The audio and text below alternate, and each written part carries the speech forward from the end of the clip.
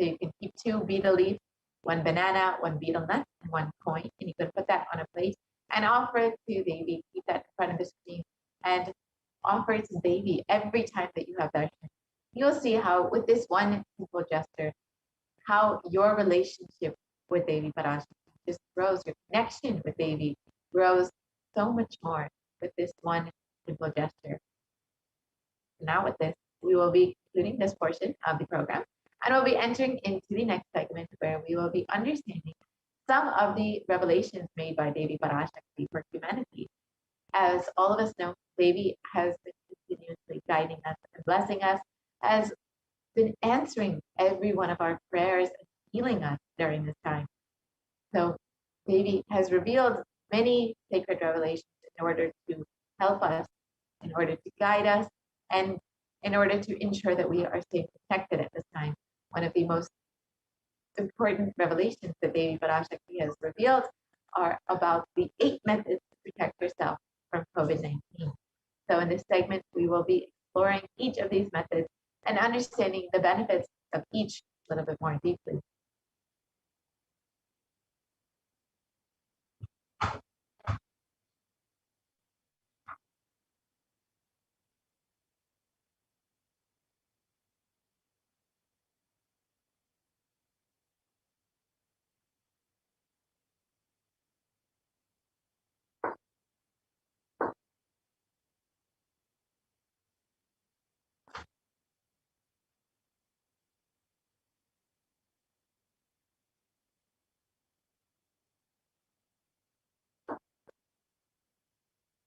But first, let us understand the compassion of the other avatar in the Guru Padaka Stotram composed by Adi Shankaracharya.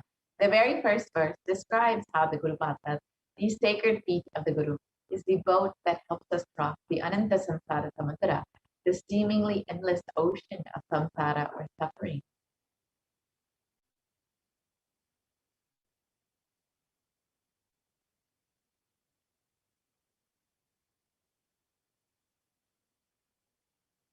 And in this verse, Adi Shankaracharya describes salutations to the sandals of my Guru, which is a boat which helps me cross the endless ocean of life, which endows me with the sense of devotion to my Guru, and by worship of which I attain the dominion of renunciation.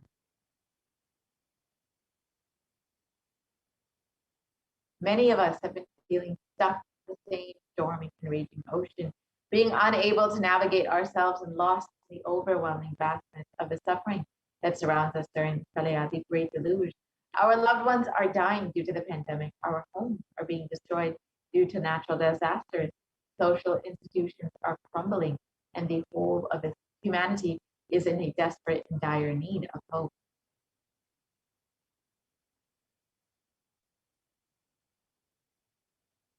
And the Cosmic Mother has come down to alleviate the suffering of humanity.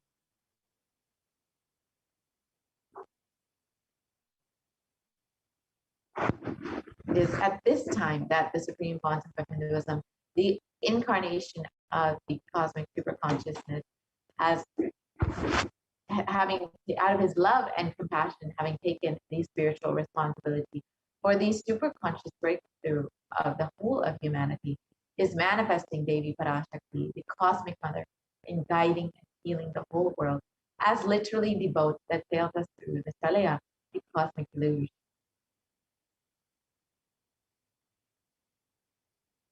Devi Parashakti is herself manifesting through the Nijavatara and answering each of our prayers, granting boons, healing us, manifesting miracles, removing all of, and Devi has not just attended to us individually, but also as a humanity at large.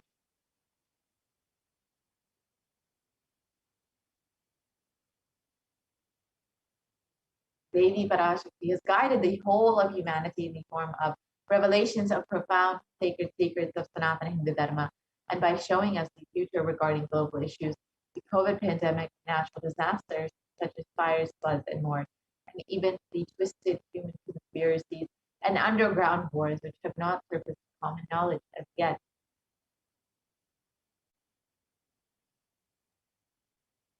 In this segment, we will be elaborating on the statistical, scientific, and scriptural references of each sacred revelation, which is manifested precisely as the same guidance emerged from Devi Parashakti, for us to imbibe deeply and to start following as Devi Parashakti continues to protect us until this storm ends and we are safely harbored at the shores of our consciousness.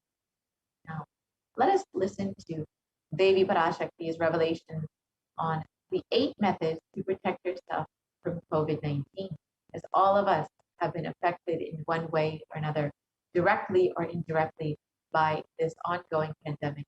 This is on the mind of every human being. So let us understand what Devi Parashakti has given as a way to protect yourself from COVID-19.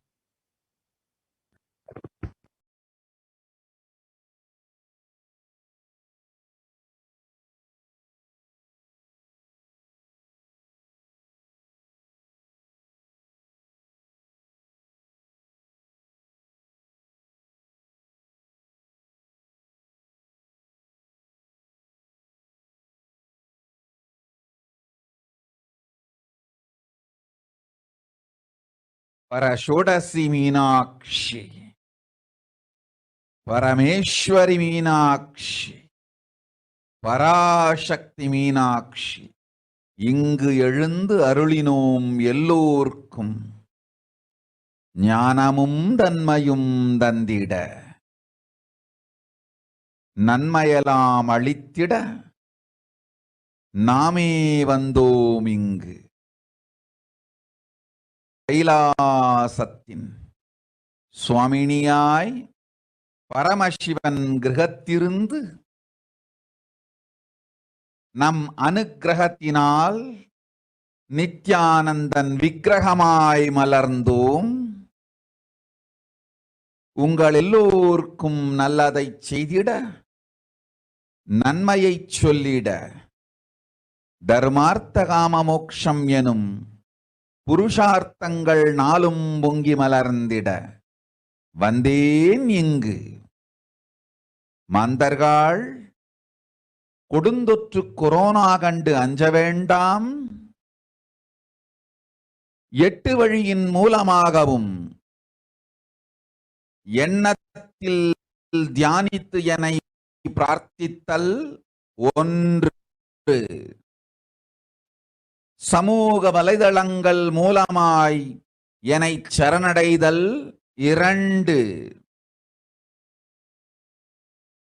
எங்கெல்லாம் என் மகமாரி வடிவத்தில் நான் குடிகொண்டிருக்கின்றேனோ அங்கெல்லாம் பூமிதித்து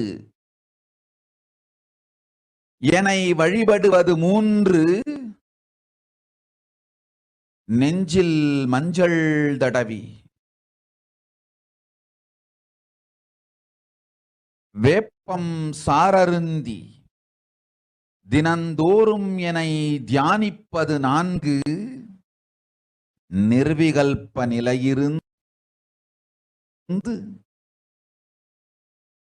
நித்யானந்தத்தை நிறைத்து உயிர்வது 5, சிவ சிவ சிவ எனும் பிரபஞ்ச பெரும்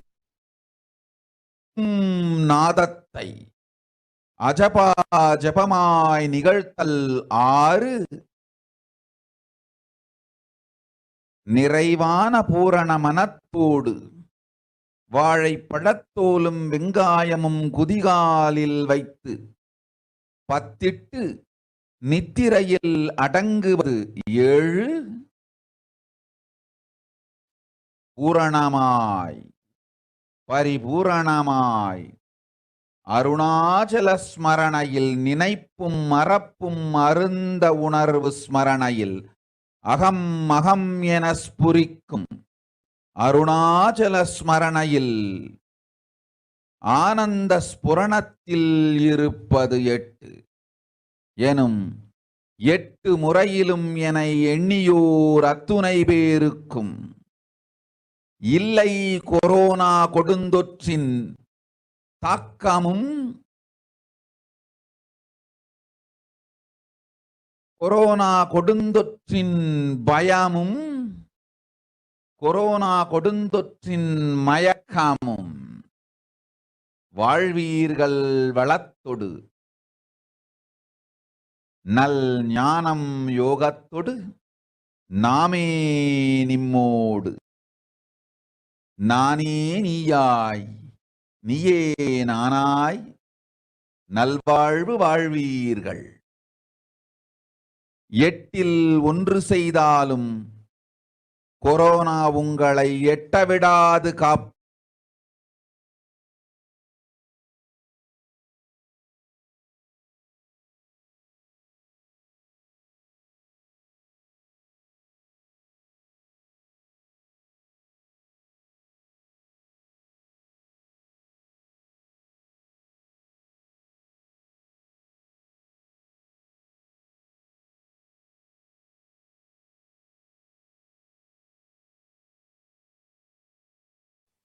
Yes, let us look at the revelations made by Devi Parashakti map.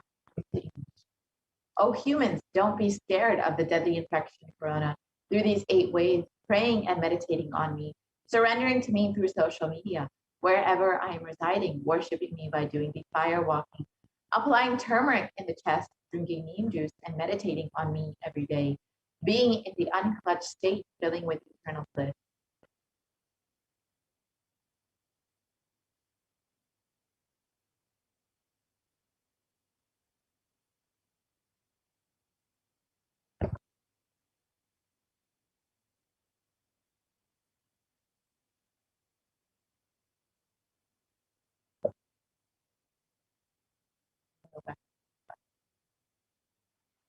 Doing the Ajiva Ajiva of the cosmic sound, Shiva, Shiva, Shiva, with complete mind, applying banana peel and onion in the heel and going to sleep. Being in the state beyond any remembrance or forgetting, in the Arunachala Spurana that blossoms as Aham, Aham, in the state of Ananda Spurana. Everyone who thinks on me through these 8 ways, they will not have effect of corona. They don't have fear and delusion of corona. You will live with prosperity, with wisdom and fortune. Me with you, you as me as you. You will live good life, even if you do one of these 8 ways. I will protect you. Corona will not reach you. Don't have fear, oh people. Be blissful.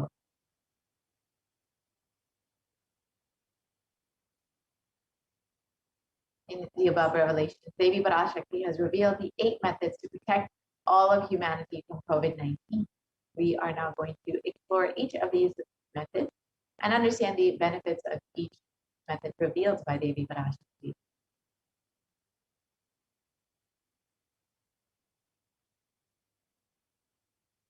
The first method revealed by Devi is praying and meditating on Devi Parashakti.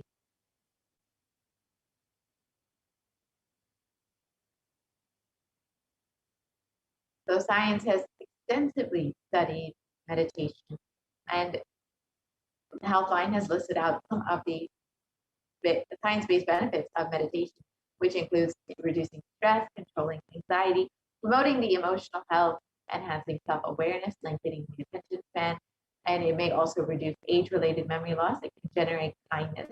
It may help fight addictions. It improves sleep. It helps control pain. It can decrease the blood pressure, and it is easily accessible anywhere.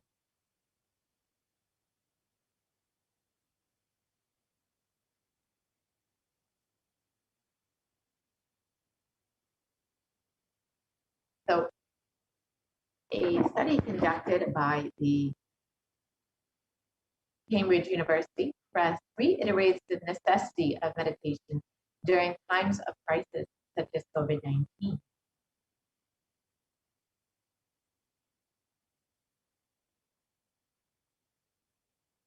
And research published in Everyday Health has shown how prayer and spirituality protects the emotional health by offering a bigger sense of purpose, by providing social support, by lifting the spirit, by helping you cope with the difficulties.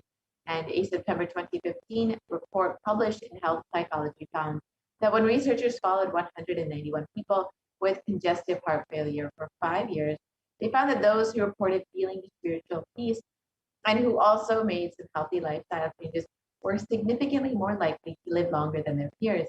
and people with major depressive disorder or chronic medical illnesses who report high levels of religiosity, which includes daily religious experiences, generally become more optimistic than their peers. This was found in a study published in July 2015, Depression and Anxiety. So now, let us look at what the avatar has revealed as the benefits of meditation on our brain, the impact of meditation on our brain, directly demonstrated by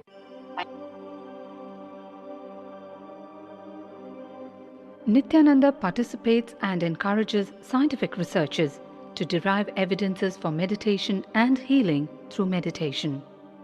Dr. R. Murli Krishna, President COO, Integris Mental Health and James L. Hall Jr., Center for Mind, Body and Spirit, Oklahoma in US, and his team invited Nithyananda to derive scientific evidences for meditation and the state of his enlightenment. When Swamiji came, I have requested him to do one thing. I asked him, would you be willing to undergo some scientific investigation of the meditation process? He very cheerfully agreed without one complaint. He went for 3 repeat sessions for PET scanning and 3 repeat sessions for quantitative EEG sessions. And these are really not very easy tests to go through. It requires a lot of patience and a lot of willingness to do that. So we did that, because if a meditation process is doing something to your brain, we should be able to detect that. Scientific findings are verifiable. They're replicable. You can replicate them, duplicate them. So Swamiji went through those sessions and we found some interesting findings. In PET scan, they inject a radioactive dye which goes and sits in parts of the brain that are active. In the normal, non-meditative state, the brain is very active. When we are seeing someone, the rear end of the brain, the visual cortex, is very active, as shown in the diagram. Usually the brain is so active, there are 100 billion brain cells there. But what meditation does is something very interesting. It shows the frontal lobes getting more active. The frontal lobe where you have judgment, wisdom, reasoning. Here are some of the brain scans I'm going to share with you. This is alert, non-meditative state. The second one is 30 minutes into 30 minutes meditation. Look at the frontal lobes, how they light it up. They light it up big time. 60 minutes of deep meditation, and here is a deep, deep level of meditation where it lights up significantly right here, right in the middle. Probably 1.5 inches, 2 inches deeper.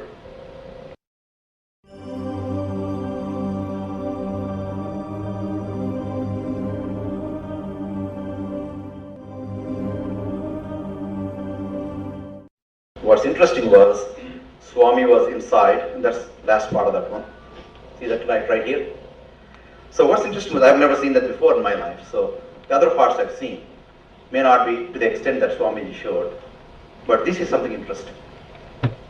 There is something called dopamine, which is a chemical our brain is involved in. Dopamine is produced mostly in this area. And when you have any pleasurable feeling in your body, it is mediated through dopamine. It's a neuroreceptor. It's a chemical that transmits messages of pleasure. It basically evokes pleasure chemical. You eat the same thing is with visual pleasures you have. Beautiful people, beautiful sceneries, nature, whatever gives you pleasure. It's mediated through dopamine. Everything that human being experiences involves dopamine. But what's interesting is that you and I have the potential to create our own dopamine in a big way. So I named it, for lack of a word in the past, the D spot, which is the dopamine spot. If you can discover your D spot, you got it made in life. The D really stands for a divine spot. The D also stands for delight, and the dopamine spot. What's also interesting is that he could, at will, go in and out of those states.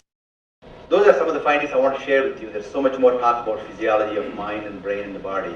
It's a fascinating field that, this is something that all human beings can relate to, can apply in our own lives. Not only a sophisticated knowledge, but these things have application in daily life for all of us. Nithyananda's system of free healing, known as Nithya Spiritual Healing, has been baffling the medical world, curing diseases from migraine to cancer. Qualified people are also initiated to become healers. The complete report of the research conducted on Nithyananda's neurological system can be found in the book Mystic Phenomena, Scientific Data.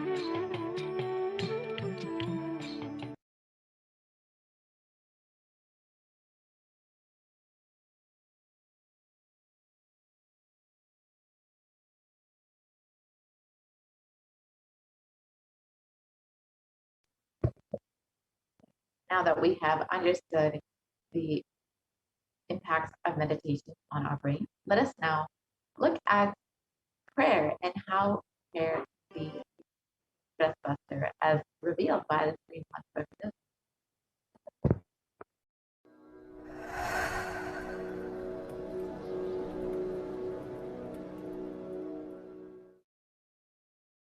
If you are not allowed to do yoga, made to believe early morning sleep is the best thing in your life, you are tortured, you are abused, your divine rights are violated.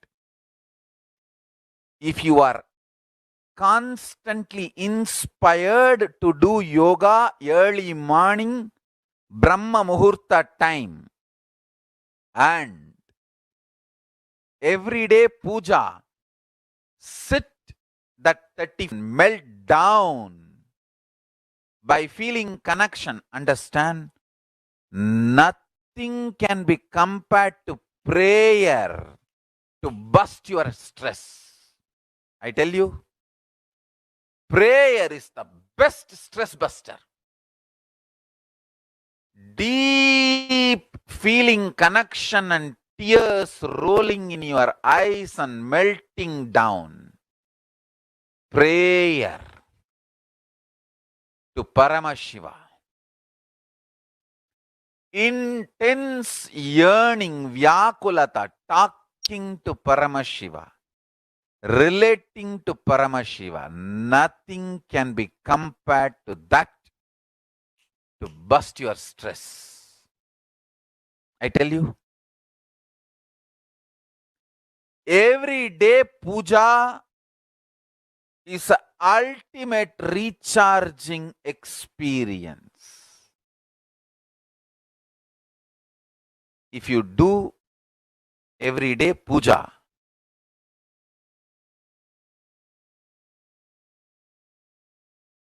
the kind of the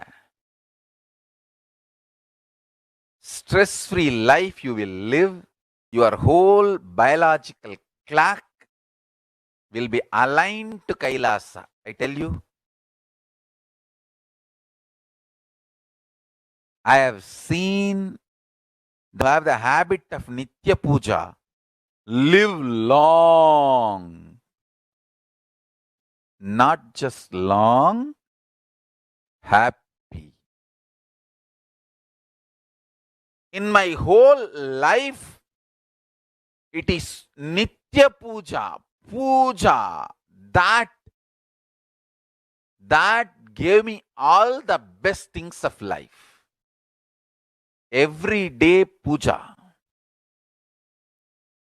relating with the deities is the best stress buster. Touch the deities, do decoration, dress up.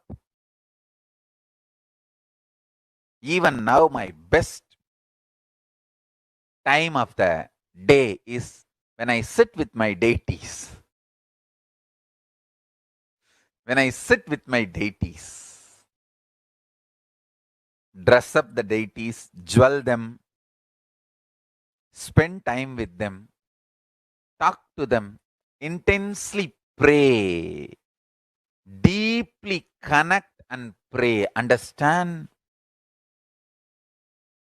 You do not know the power of Archavatara. God landing in physical deity form. Never underestimate the power of Archavatara. The Archavatara is equivalent to living avatara. What living avatar can do to you, an Archavatara can do. Atmaling, all of you, is literally living Archavatara. Is a piece of God. Literally.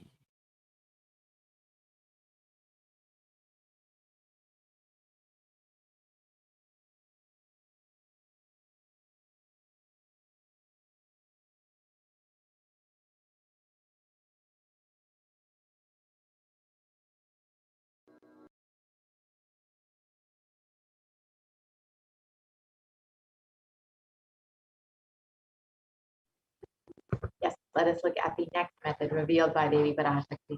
Surrendering to me through social media.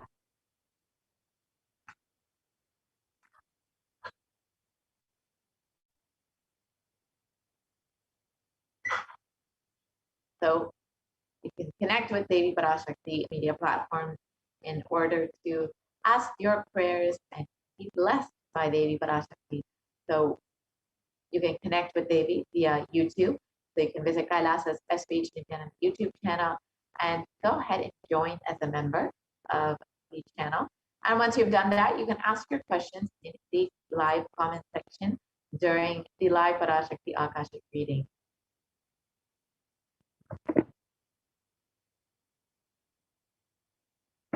And you can also connect with Devi through Facebook. So you can like and follow Kailasa's SPH JGM Nithyananda Paramashivam Facebook page. And again, you can ask your comments, your questions in the comment section of the live Parashakti Akashic reading on Facebook as well. And you can also follow Sri Nithyananda on Twitter and ask your questions in the reply section of the tweet with the hashtag #AskTheAvatar.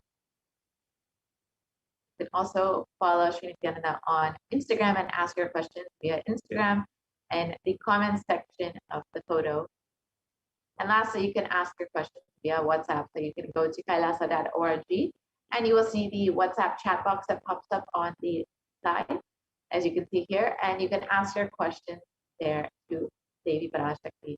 And through each of these ways, you can receive the blessings of Devi Parashakti and be protected from COVID-19.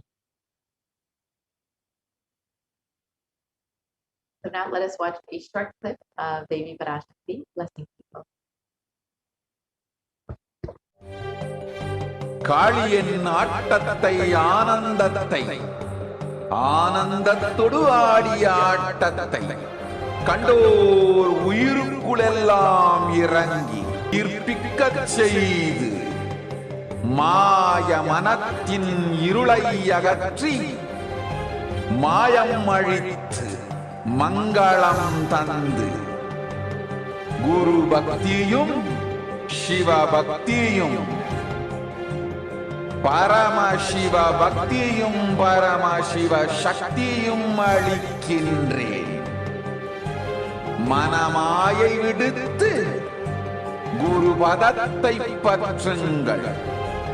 நித்யானந்தமாய் நிஜாவதாரமாய் வந்துதித்த என்னை பற்றி வாழ்வில் எல்லா நலமும் பெற்றிடுங்கள்.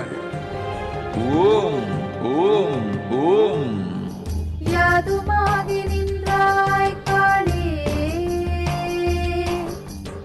ஓம் காளி ஓம் சக்தி, ஓம் காளி ஓம் சக்தி, ஓம் சக்தி ஓம் சக்தி ஓம் சக்தி. ஓம் ஓம் ஓம் ஓம்.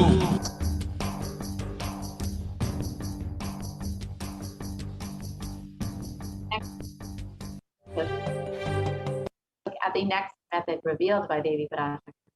Worshipping me, Devi Parashakti, by doing the fire walking wherever I am residing.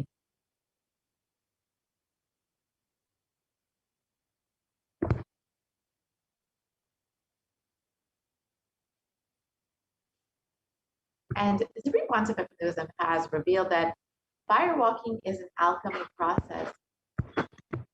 In the words of the Supreme Concept of Hinduism himself, our rishis and munis have been adepts and masters in every field, whether health or keeping the society safe. In every field, all the vratams, the pujas, the spiritual techniques, the religious rituals, anything they design is highly scientific and directly useful to the life.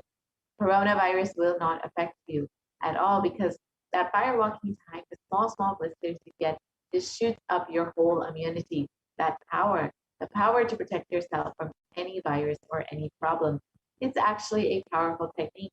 It's a very powerful technique followed in those days, especially during this season. Especially that is done very traditionally, systematically. If you had even small blisters, and even if you did not have any blisters, you are protected already from corona problem. You will not be affected at all. Corona will not work on you. It will not affect you, and you don't have to worry. It is a traditional way of making you immune. Actually, it's a traditional vaccination process. It's 11 feet length, the burning live charcoal on which you are supposed to walk with the traditional powerful music, which activates your lymph system, we call it in the back of the neck. This music will feel like it is hitting the back of your neck, and your whole detox system will be awakened. In that peak altered state of consciousness, you should walk on fire, not just like that, you will walk on fire. You will first awaken, trigger the detox system, and then walk on fire, the 11 feet fire pit.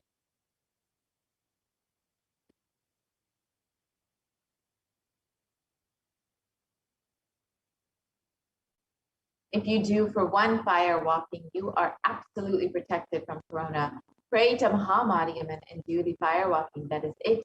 It's like a traditional, powerful vaccination. Pray to Parashakti Mahamari and do the Patipatiratam. Do this traditional fire walking, and you are absolutely protected from coronavirus. No need to panic. The traditional vaccination, traditional organic, no bad side effect vaccination is the Hindu fire walking. So now let us understand the science behind fire walking.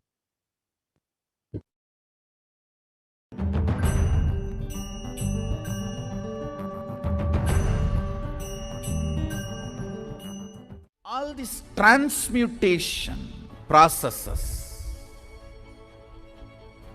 means balancing the system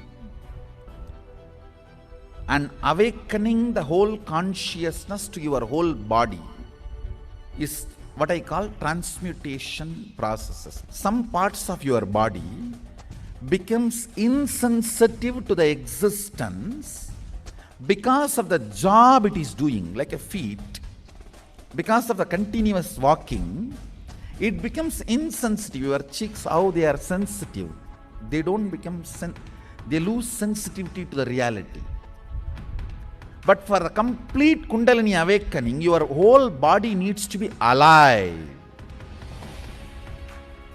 and experiencing the reality and ability to experience the higher consciousness. That is the reason we have the process of fire walking.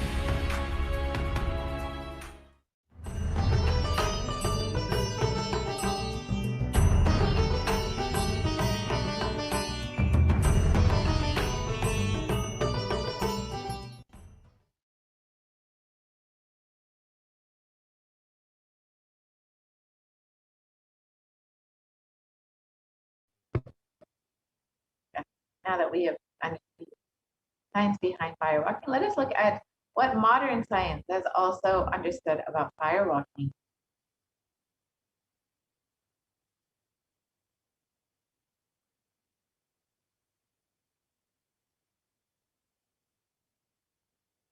But before that, let us watch a short video of the Supreme Concept of Hinduism himself doing the fire walking in the sacred city of Tiruvannamalai, the birthplace of the Supreme Concept of Hinduism.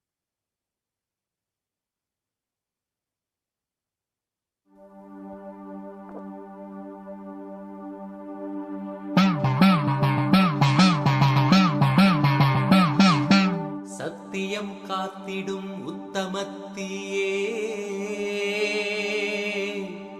சத்குருவாய் வந்த நித்திய தாயே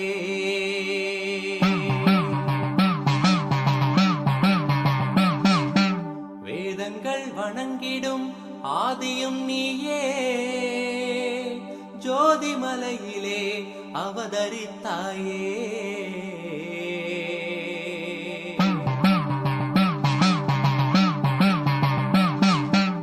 அவனியை பேணும் ஞானமும் நீயே, அக்னி வடிவிலே அருள் புரிந்தாயே.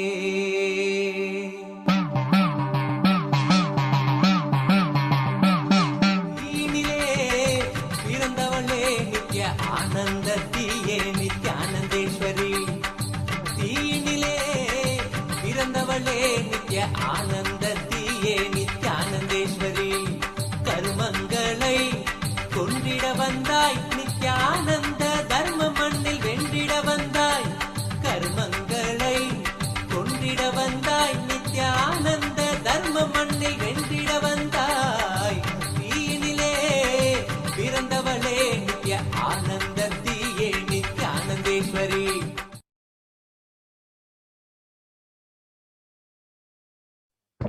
Yes.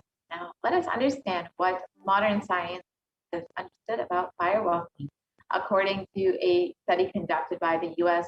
Study of Medicine, the National Institute of Health, regarding the various effects of and benefits of firewalking, it was found that firewalking actually increases the levels of happiness and lowers fatigue levels in people who participated in firewalking compared to those who did not. So now let us look at the next method revealed by Devi Parashakti: applying turmeric on your chest, drinking neem juice, and meditating on Devi Parashakti every day.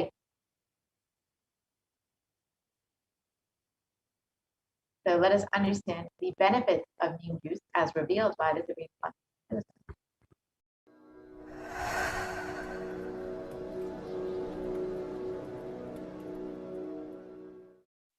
Bididi. It is not, I'm not talking from air, I'm talking from ground. In Bididi, before we came to that land, 30 borewells were dug, no water. Now, we came till now, we have water for 10,000 people to live comfortably in that very land. It's only pouring. Pouring Karumari's grace wherever we started ashram. Nature completely cooperates because we know biology, whole biology thinks.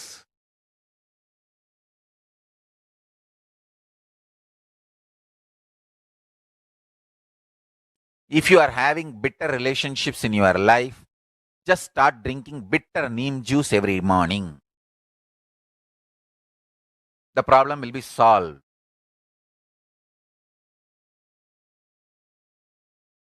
Understand, if you are irritated, even if you don't react, even if you don't talk to people, you release that kind of vibes.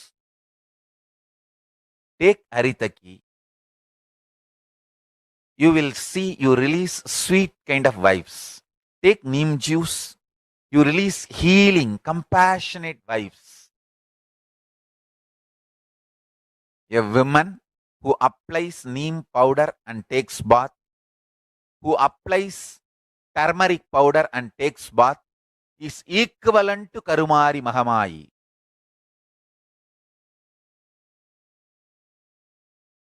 That neem paste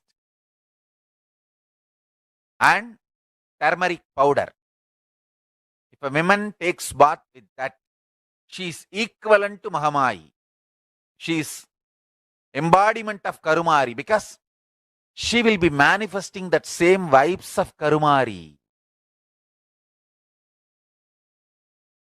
I sincerely recommend people start doing all these activities like applying neem paste and taking bath, applying haritaki powder and taking bath, applying turmeric powder and taking bath, applying basma and taking bath, especially for men, basma, For women, neem paste and turmeric paste. All four can be used by both all genders. That is different. If you want, I'll recommend the neem and turmeric for female body, haritaki and basma for male body. Understand your whole biology things. Working on whole biology changes the whole life. So, now with this understanding the whole biology things, think Mahavagya. This is Ajapa Japa. Think Mahavagya. With the understanding your whole biology thinks. Om Nithyananda Paramashivoham. Blessings to all of you. Start manifesting powers. Now,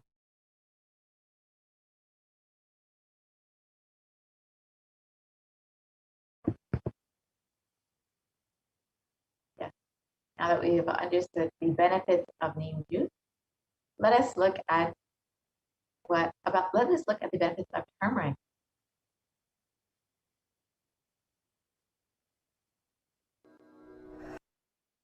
Of course, traditionally, we all know that turmeric is very well known for its anti-inflammatory effects, but recently, in the last 2 decades, curcumin has also been shown to be a potent immunomodulator agent that can modulate the activation of T cells, B cells, macrophages, neutrophils, natural killer cells, dendritic cells, and more. And these are all immune cells, and curcumin can also downregulate the expression of various pro-inflammatory cytokines and chemokines. So this research conducted by the U.S. National Center for Biotechnology Information shows that turmeric can modulate the activation of various immune cells as well as body response, and this strengthens your overall immune system, and with a strengthened immunity you will be able to stay healthy much longer and be protected from COVID-19. And in India.com, it was reported that neem can also help you in fighting against coronavirus.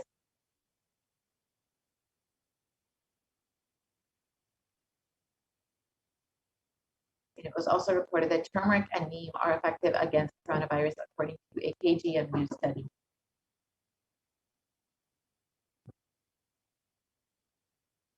The next method revealed by Devi Parashakti is with complete mind, applying banana peel and onion in the heels and going to sleep.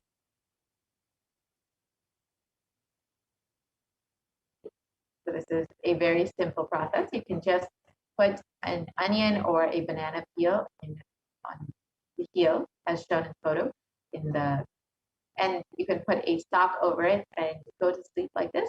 And when you wake up in the morning, your whole body will be completely detoxified and you will be protected from coronavirus, as revealed by Devi Parashakti. And Medical Daily has also reported on the detoxifying effects of onion, and it states that onion contains a high amount of sulfur compounds, which not only give onion their recognizable smell, but are also powerful detoxifying agents with more than 100 sulfur-containing compounds, which are what cause the eyes to tear. Onion can help prevent and treat ailments from diabetes to heart disease. And this is why it's very well known in Ayurveda and traditional Hindu medicine for its medicinal purposes for the treatment of various diseases.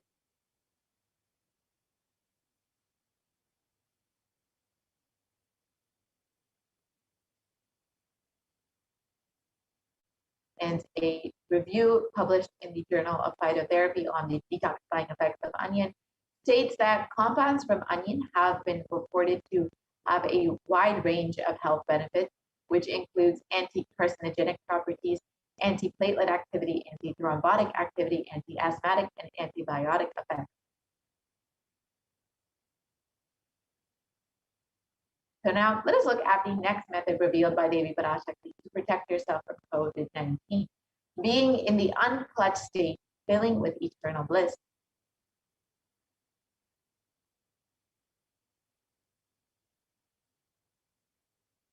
So let us understand the science of unclutching as revealed by the Supreme Concept of Buddhism.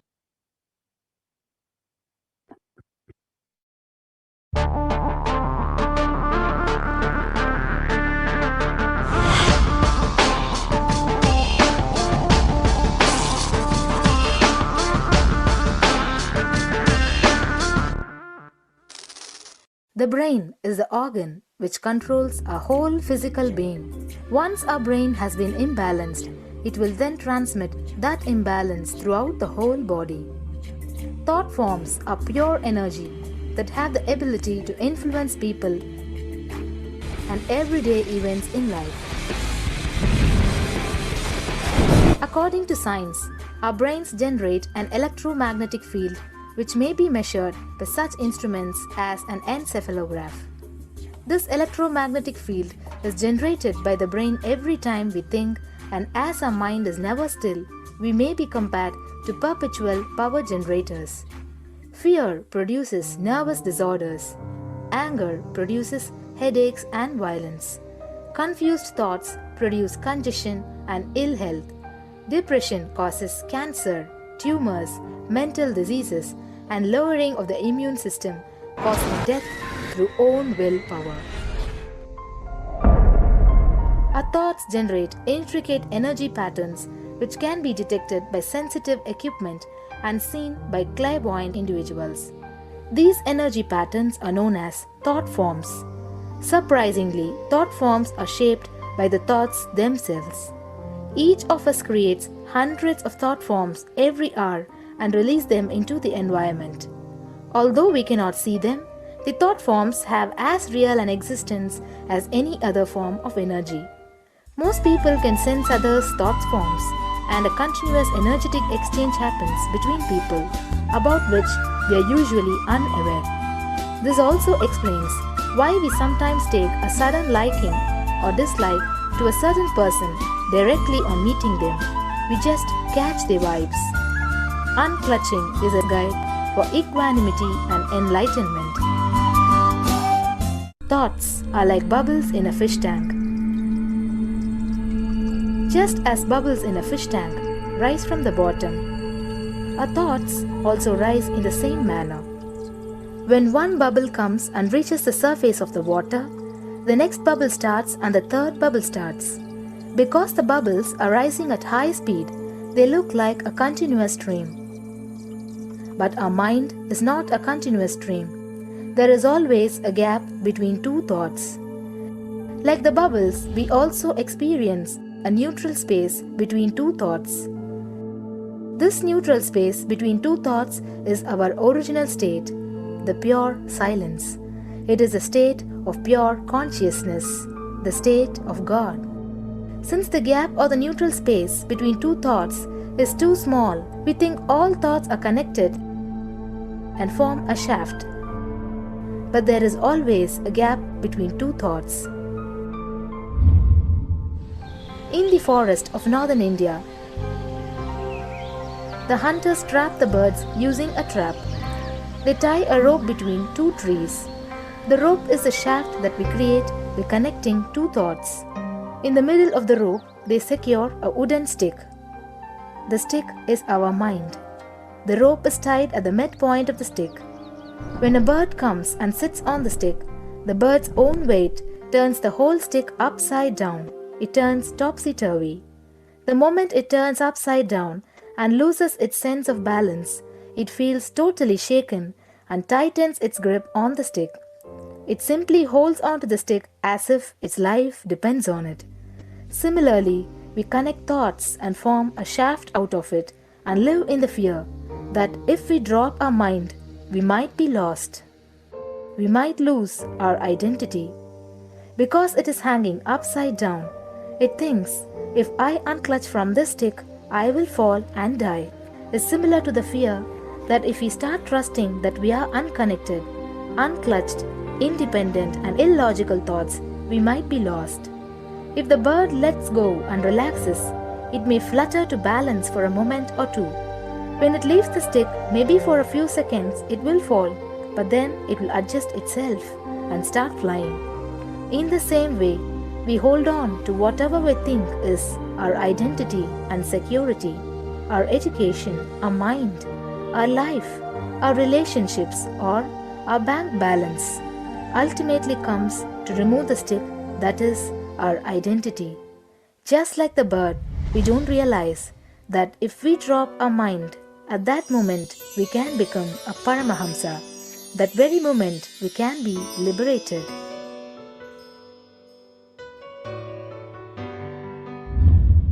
In Mundaka Upanishad, there is a story which explains there is a huge tall tree, and in the tallest branch of the tree, there is a golden bird sitting unclutched from everything in bliss, like Dakshinamurti. In the lower level branch, there is a small bird which jumps from here and there to various branches eating fruits. When it eats a bitter fruit, it feels bad. Whenever she eats the bitter fruit, she sees the bird which is looking above silently like Dakshinamurti and feels why I should not be like that bird. But unfortunately, when the same bird, when it eats tasty fruit, it forgets the bird sitting above it. In the same way, she keeps battling between branches, eating bitter and tasty fruits again and again. One day, as a small bird flies up higher, and as it reaches near the golden bird, it realized that he and she are the same. There is no difference between them both and realizes her original state. The small bird realizes that she also can be in the same state of the golden bird and become a Paramahamsa. This moment, trust yourself, losing your identity. Just trust yourself and let go of your identity. You will immediately become a Paramahamsa and be liberated. All you need to do is to trust that you're unclutched. Dropping the conclusions you can't be transformed is unclutching.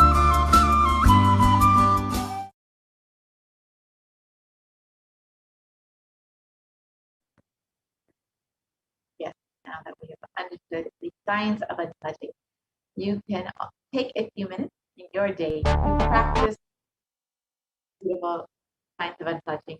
And you can, it's a very simple process. You can just sit with your head, neck, and spine in a straight line and have your eyes closed. Intensely chant the Mahavakya. Do not engage with any thoughts or emotions. Purely let the space of unclutching manifest inside of you and chant the Mahavakya. Om Nithyananda Paramashivoham. You can also listen to the Mahavakya on YouTube. So you can spend any time in your day when you just have a few minutes, even 5 minutes is okay, just to experience this space of unclutching. And if you do take some time to do this, you can fill out your minutes for peace by visiting kailasa.tv/minutes for peace, which we will be seeing the link shortly. And you can fill out your minutes for peace and contribute to this global initiative. So now let us look at the next Devi Parashakti, doing the Ajiba Ajiba of the cosmic sound, Shiva, Shiva, Shiva.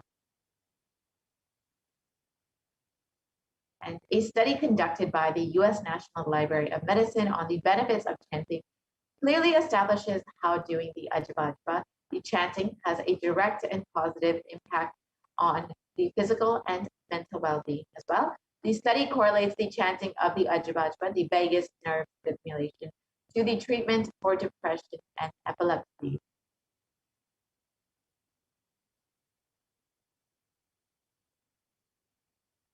So here you can see the rest of that study.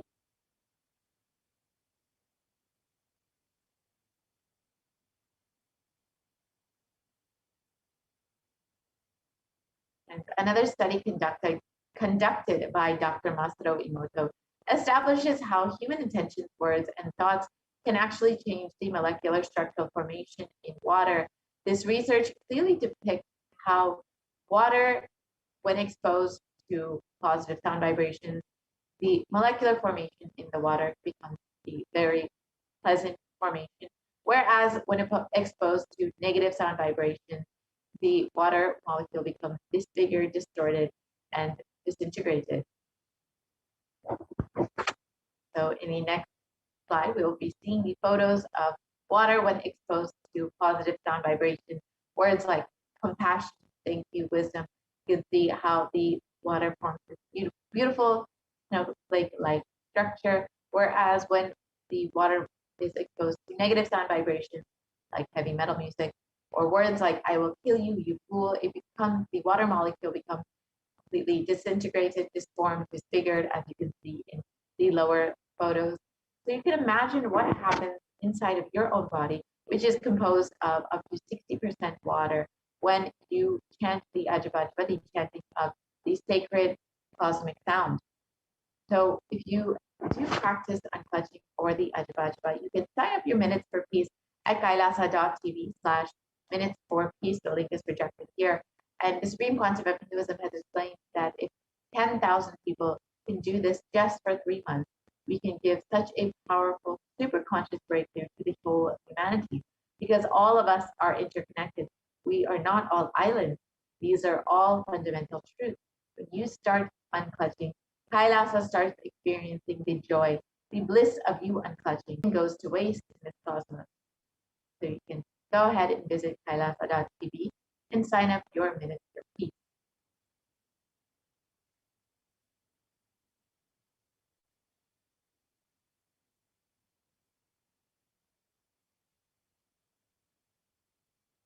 Now let us look at the last method revealed by Devi Parashakti.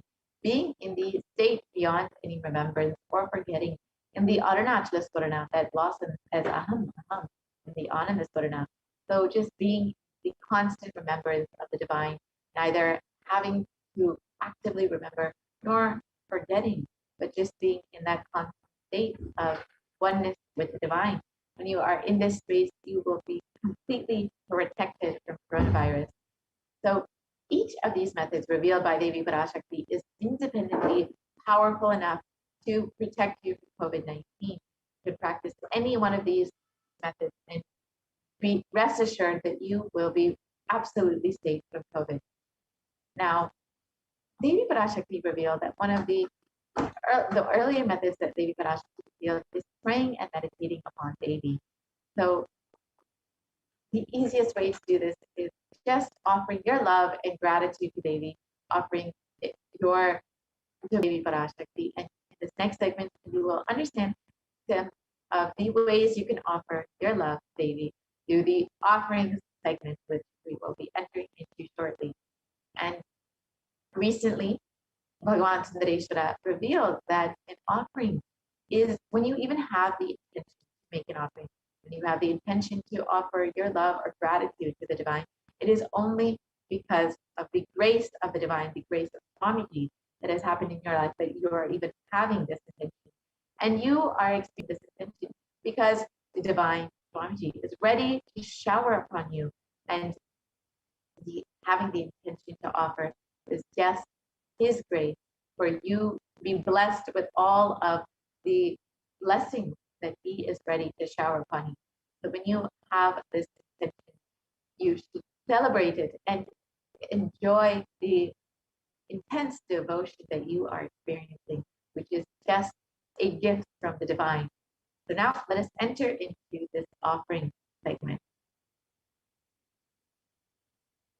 And as you are preparing for this offering segment, you can take a few minutes now to go ahead and join as a member of Kailasa's SBH YouTube channel, SBH Nithyananda YouTube channel.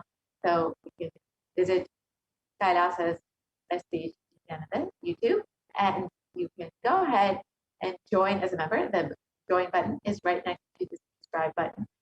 Join as a member, and you can sign up to whichever level of e-Kailashan you would like to be.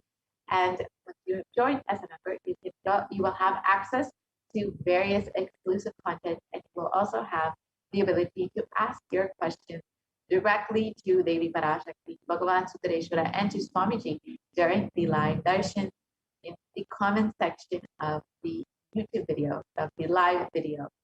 So you can go ahead and join today. And now let us enter into the offering segment. Nithyananda, and welcome back to this segment where we'll be learning more about the traditional offerings that we can make to Devi Parashakti today as we get ready to receive her darshan and blessings.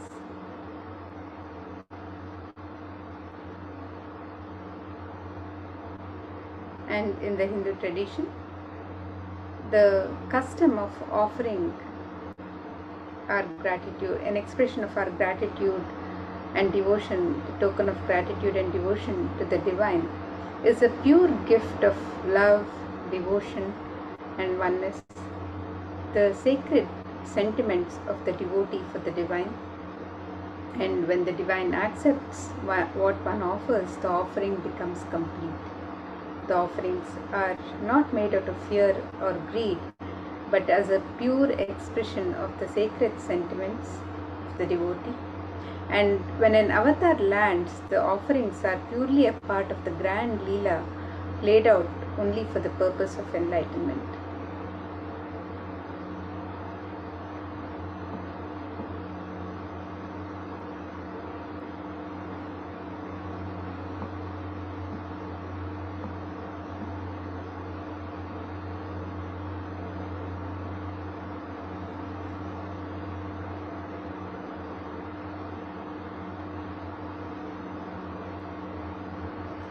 And now, as we get ready to receive Devi Parashakti, receive the darshan and blessings of Devi Parashakti, let us look at this Dhyana Shloka which describes the beauty and splendor of Devi Parashakti. Let us contemplate on the form of Devi Parashakti.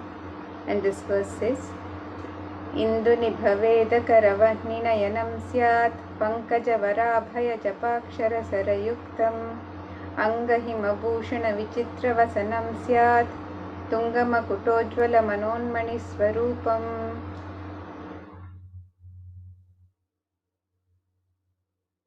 And the translation of this verse, it says, moon-like face holding the Veda books on hand, fire in eyes with lotus flower facing in blessing hands, and one hand with Japamala, beautifully decorated with jeweled ornaments in wonderful clothes and shining crown. Her name is Manonmani. And another verse from the Mula Agam, Manonmani Dhyana, which describes Devi Parashakti. This verse is, Dhyayet Devim Trinetram Shashinibhavadanam Vedahastam Dadhanam Savye Padmam Varadamapare Chabhayam Chakshamalam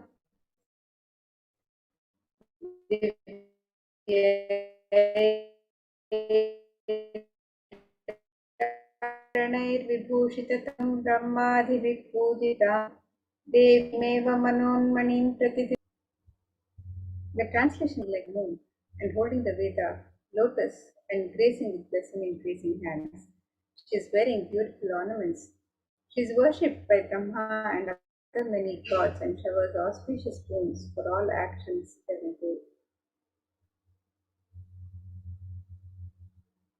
And in the Hindu tradition, the traditional offerings to the divine are made with the divine element of gold.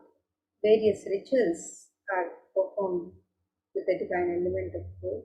So let us look at the significance of this sacred element as described in the Atharva Veda, this verse which describes one of the many significance of the divine element of gold. And this verse says, Vedajutam janmanedam Hiranyam Agnirekam Kiyatamam Babhuva Somasyaikyam Insitasya Parapatata Apamekam Veda Samreta Ahutatte Hiranyam Trividastvai Vishe. The translation of this verse, it says, strictly born by birth is this gold. From the atoms of Agni, this one. It becomes dearest to Agni. One fell away from the Soma when it was hurt. One they call the seed of virtuous and powerful Apa, the watery molecules. Let that triple gold be for your long life. Gold is a divine element in the Hindu tradition. It purifies anything that it touches. It is an element of great spiritual significance and spiritual power of healing and enlightenment. The vibration of gold has the power to infuse sattva energy and positive thought currents in anyone who wears and in anyone who sees or operates in its vicinity. Gold is present in all the scriptures, the Agamas, Vedas, Shrutis, Smritis, Itihasas, Puranas, and all the Hindu scriptures. It is abundantly displayed that gold is the most auspicious and purest metal which purifies our being. In the Hindu civilization, everything was built in gold, exchanged in gold. Ritual feasts were offered in gold bricks. When one was to be saved from life-threatening illnesses, gold was offered as a ritual fee. Gold was in abundance and used for weighing equivalent amounts of commodities, including cows. Kingdoms were built with huge doors of gold. The streets would have huge columns and huge archways made of gold. Horses and cows were dressed in gold. Hindu civilization thrived on the banks of rivers of gold. The Indus River was called Hiranmaya, the river of gold in the Veda. The river Saraswati was called Hiranyavartini in Atharva Veda. Gold is the supreme element for offering gifts to the ones you love and revere. Temples are constructed and paved in gold. Deities are made in gold and decked and adorned in gold because it preserves the enlightenment energy for thousands of years and it lasts forever.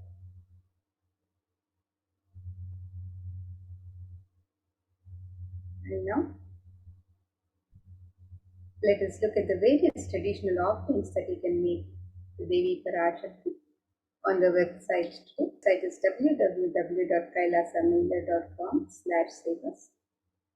The first is the e-Hundi offerings, which are similar to the Hundi offerings in any temple in the Hindu tradition, where the devotees can offer any amount, any token of gratitude of their choice, and you can make the Hundi offerings in multiple currencies and in any amount of your choice. And Devi is described as the one who is fond of true devotion. So let us look at this verse which describes Devi's love for true devotion. This verse says, Bhakti Priya Bhakti Gamya Bhakti Vashya Bhayapaha Shambhavi Sharadharadhya Sharvani Sharmadaini.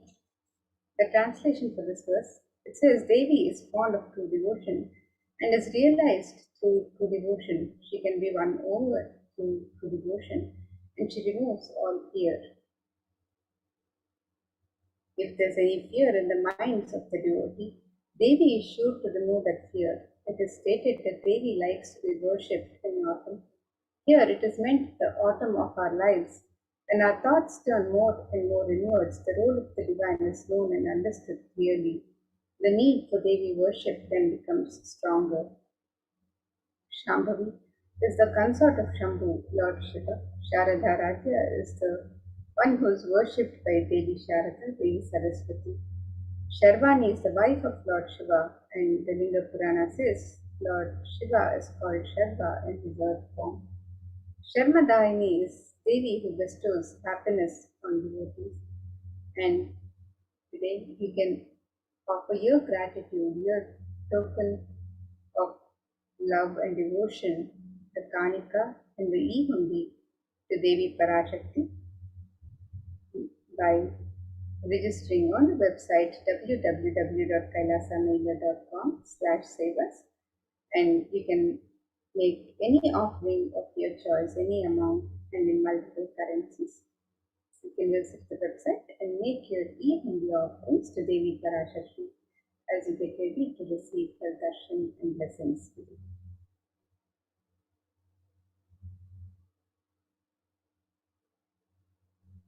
And the next offering to Devi Parashakti is the offering of the Sankalpa chanting, which is the offering of the conscious resolution. And this verse from Devi Mahatmya, chapter 10, verse 34. Tayaitan mohyate vishwam shaiva vishwam prasuyate saya chittaja vijanam tushtaruthin prayaschati. The translation of this verse, it says, the goddess enchants this universe and she herself gives birth to this universe. That goddess being prayed without interest in anything gives that knowledge that leads to salvation and gives wealth in the materialistic sense. We make the offering of the Sankalpa, the conscious resolution, and be blessed with the fruition of all the desires and wishes that we were in for. We make the offering of the conscious resolution, the Sankalpa chant, on the website www.kailasamailer.com/sevas. And the next offering to Devi Parashakti is the offering of the Sahasranama Swarnakasu. This is the offering of the pure gold coin inscribed with one of the 1008 sacred names of Devi Parashakti. Devi is described as Nama Parayana Prita in the Lalita Sahasranama. It means she who likes the repetition of her various names. In this offering of the Sahasranama Swarnakas, the pure gold coin, each coin inscribed with one of the 1008 sacred names of Devi Parashakti, is a very special and unique archana offered to the Mahameru of Devi Parashakti. So you can make this offering on the website www.kailasamailer.com/sevas, and you can make this offering in 3 different denominations and any number of funds as you wish to. And when you make these offerings of the sacred names inscribed on the gold coins, each sacred name describing the Ananta Kalyana Gunas, the divine qualities of Devi Parashakti herself, you are also blessed to imbibe these very same divine qualities of Devi Parashakti. So you can make this offering on the website www.kailasamailer.com/sevas. And the next offering to Devi Parashakti is the offering of the Mukta Anguti, the gold finger ring embedded with pearl. And Devi is described as the one who is adorned with garlands of pearls and gems. So let us look at this verse that describes the beauty of Devi Parashakti, decked in pearls and gems. This verse says, Muktahara lasat kirita ruchiram punendu vaktra prabham shinjanno purakinkini manidharam padma prabhabhasuram sarvabhita palapradham girisutam vani rama sevitam meenakshim pranatosmi santatamaham karunyavaram nidhim. The translation of this verse, it says, I bow to the goddess Meenakshi, whose crown has garlands of pearls and a face shining like a full moon, who wears anklets that are studded with gemstones and has small bells, who is shining like the splendor of the lotus, who grants all the wishes, the daughter of the mountain, who is worshipped by goddesses Vani and Rama. I remain ever bowing to the goddess Meenakshi compassion.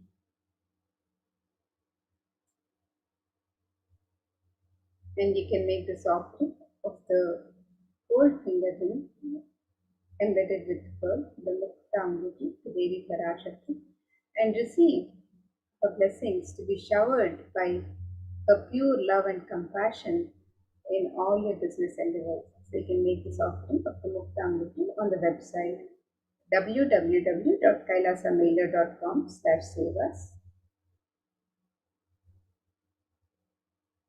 And the next offering to Devi Parashakti is the offering of the Swarna Padma Pushpa, the gold lotus flower. And in the Kamikagama, it is described, one of the significance of the gold lotus is described in one of the verses. And this is one of the many spiritual significances of the gold lotus. So let us look at this verse from the Kamikagama. It says, अष्टविद्येश्वरोपेत कुम्भावरणसंयुतं सर्वे ससूत्रवस्त्राढ्या हेमपङ्कजभूषिताः सपिधनः सत्पुरजश्च पक्वबिल्वफलप्रभा स्नपनध्याय संसिद्ध प्रमाणेन समन्विताः. The translation of this verse, it says, all the kalashas should be wound around with suitable thread and covered with a new cloth. They should be adorned with lotus flower made of gold. And there are hundreds of spiritual references in the Hindu tradition to using the lotus in the worship of Paramashiva. Almost everything in the worship of the ultimate involving the consecration of deities of worship or meditating on the mudras and asanas during worship involves the lotus flower, the lotus leaf, the lotus pericarp, the lotus petals. The lotus is a divine flower in the Hindu tradition. The Shakti of Paramashiva is also called a lotus. The base of the Paramashiva linga is a lotus. The disciple of Paramashiva is also considered a lotus, the one who is about to bloom. And you can offer the gold lotus in any of 3 different sizes and be blessed to have this 8 space bubbles and being of Devi Parashakti in your inner space amidst any and every adverse situations in life. And you can make this offering of the gold lotus on the website www.kailasamailer.com/savas. And the next offering to Devi Parashakti is the offering of the Swarna Metti, the gold clothing. And this verse from Saundharya Lahari describes the beauty and grace, splendor of Devi Parashakti's lotus feet. And this verse says, Nakadhiti Viti Sanchanna Namajjana Tamoguna Padadvaya Prabhajala Parakruta Saroruha. The translation of this verse, it says, You whose brightness from the toenails destroy the darkness of ignorance from the minds of your devotees who prostrate at your feet. You whose brightness from your 2 feet overpowers that the lotus flower tree. And you can make the offering of the Swarna Metti, the gold clothing to Devi Parashakti to adorn her sacred lotus feet and be in constant gratitude for even the most difficult aspects of life. You can make this offering of the Swarna Metti on the website www.kailasamailer.com/savas. And the next offering to Devi Parashakti is the offering of the Swarna Mangalika, the gold hairline jewelry. And Devi is described as Sudha Sharabhivashini, she who makes the nectar flow in all her nerves in Sahasrara Chakra. That is she who gives the very pleasant experience of the ultimate. And the Swarna Mangalika represents the nectar overflowing from the Sahasrara Chakra, which is freely open with the sacred sentiment of gratitude. You can make this offering of the Swarna Mangalika to Devi Parashakti and receive the blessings of achieving the blissful state of overflowing gratitude and the space of complete completion. You can make this offering on the website www.kailasamailer.com/savas. And the next offering to Devi Parashakti is the offering of the Pratyaksha Pada Puja. And Devi is just the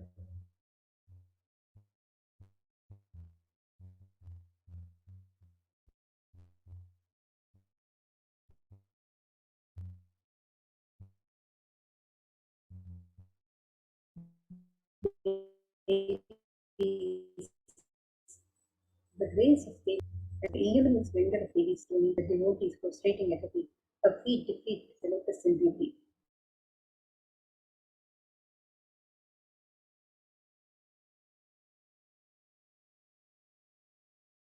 Tamoguna is the darkness which is indicative of the ignorance in the minds of the devotees. And by constantly prostrating before Devi, their ignorance is removed and they attain the ultimate knowledge.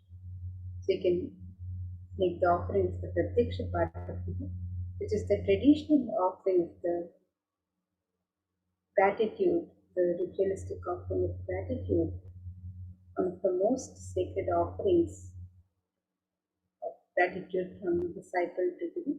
And you can make this offering on the website www.kailasamailer.com/savas. And you're blessed with all the auspiciousness and blessings and the Supreme Pontiff of Hinduism himself, Sukhadguru Mahasamidhanam, His Divine Holiness, Bhagwan Sri Nithyananda Paramashivam, the Nijavatara of Devi Parashakti herself. You can make this offering of the Pratyaksha Pada Puja on the website www.kailasamailer.com/savas. In the next offering to Devi Parashakti is the offering of the Vastra Seva, the sacred sacred cloth, which is the offering of gratitude for the continued presence, the continued protection and blessings of the divine in our lives. And you can make the offering of the Vastra Seva, the sacred cloth, on the website www.kailasamahila.com/sevas and be blessed with all the auspiciousness and blessings of Devi Parashakti and the Supreme Pontiff of Hinduism, that is the Mahasamidhanam, His Divine Holiness, Bhagavan Sri Nithyananda Paramashivam.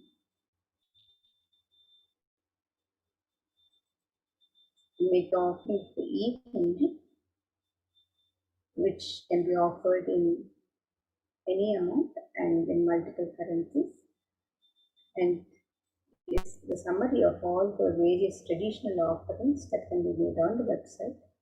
You can make the offering of the e-Hindi in any amount and in multiple currencies, and the Sankalpa chanting, the conscious resolution, you can make this offering also on the website. The Devi Sahasranama Swarnakasu, the pure gold coin, each coin inscribed with one of the 1008 sacred names of Devi Parashakti. You can make this offering in 3 different denominations and in any size, in any number of coins that you offer. And the Mukta Anguti, the gold finger ring embedded with pearl, this offering can be made in 3 different sizes. The Swarna Padma Pushpa, the gold lotus flower, can also be offered in 3 different sizes. The Swarna Metti, the gold ring to adorn the sacred lotus feet of Devi Parashakti. You can make this offering also on the website. The Swarna Mamtika, the gold hairline jewelry representing the overflowing nectar of gratitude from the Sahasrara Chakra. You can make this offering on the website www.kailasamailer.com/sevas, and you can also make the offering of the Pratyaksha Padapuja, the traditional offering of seva, the gratitude, the token of gratitude, the ritualistic offering of gratitude from disciple to guru. You can make this offering on the website www.kailasamailer.com/sevas, and you can also make the offering of the Vastra Seva, the sacred cloth, Devi Parashakti, on the website. So let us now look at the website where you can make all of these traditional offerings to Devi Parashakti as you get ready for the darshan and blessings, as you get ready to celebrate Devi Parashakti happening in your life. So let's look at the website.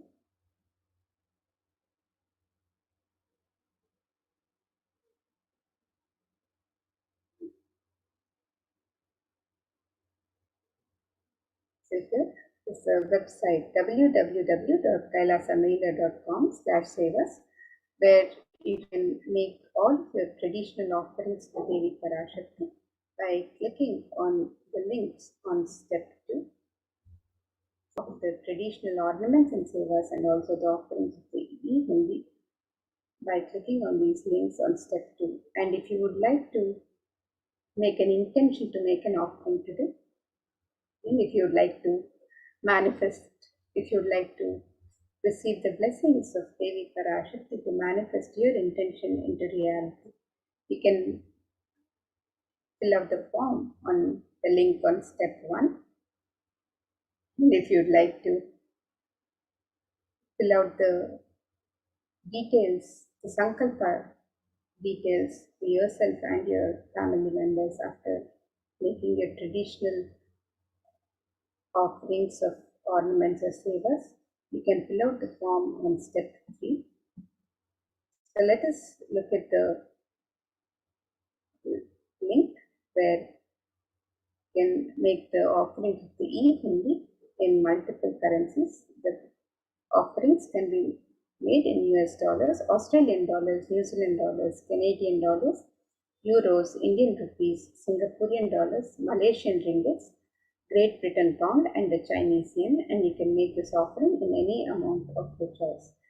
And if you'd like to offer traditional ornaments and sevas to Devi Parashakti, you can make the offerings on this link where you can make the offering of the Sankalpa chanting, the conscious resolution, the Sahasranama Swarnakasu, which is the pure gold coin inscribed with one of the 1008 sacred names of Devi Parashakti, the Mukta Anguti, the gold finger ring embedded with pearl, which You can offer in 3 different sizes, the Swarna Padma Pushpa.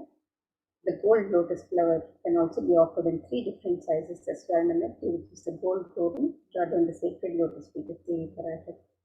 The Swarna Mangtika, the gold hairline jewelry representing the overflowing nectar of gratitude from the Sahasrara Chakra. The Pratyaksha Pada Puja, the ritualistic offering of gratitude from the disciple to Guru, and the Vastra Seva, the offering of the sacred cloth, and all of these offerings and traditional offerings to Devi Parashakti can be made on the website www.kailasamela.com/sevas. And with this, now we'll be moving to the next segments of this program, where we'll be learning more about the various being made available for the well-being of humanity during these times of the pandemic through the various de facto spiritual embassies of Kailasa and as guided by the Supreme Pontiff of Hinduism himself. So let us now learn more about the various for the well-being of humanity by the various Kailasa de facto embassies and the Supreme Pontiff of Hinduism.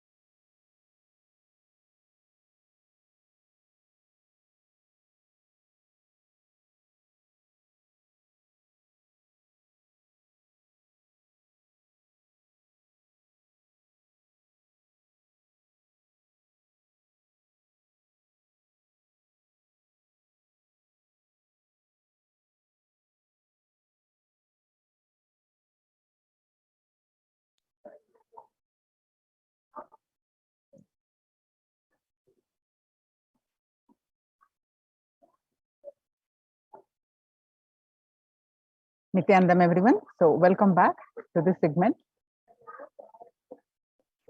With the blessings of Supreme Pontiff of Hinduism, Jagat Guru Mahasannidhanam, His Divine Holiness Bhagwan Nithyananda Paramashivam blessings. Let's start with the Sadguru Vandana.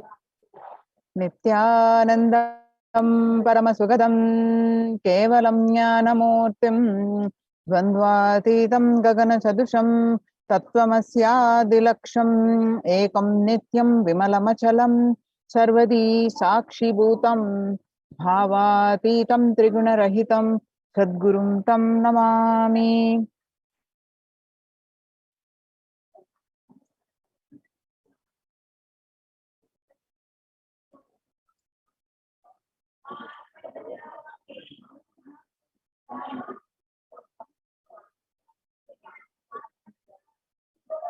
So, multi-layer quarantine COVID care protection centers at the Kailasa's de facto spiritual embassies. So, what we learn from this segment today is concerning statistics of the mental health and global peace due to the COVID-19, and what are the Supreme Pontiff of Hinduism contributions for global peace and Supreme Pontiff of Hinduism's spiritual solutions for COVID-19, and Kailasa's COVID care protection centers, some glimpses by temple-based ecosystems and UN Kailasa's contributions. The crisis that we are under. Today, people around the world are trying to grapple with the grim reality that the pandemic is far from over. The aftermath of the current calamity promises to be much more devastating. The greatest economics of the world are facing disastrous futures. Countries are facing off each other in deep mistrust. Now let us see some statistics and current news. In Australia, it reported a new record number of coronavirus cases, which were more than 2,400 new locally acquired infections reported nationwide, and the figures are passing 2,000 in a single day for just the second time.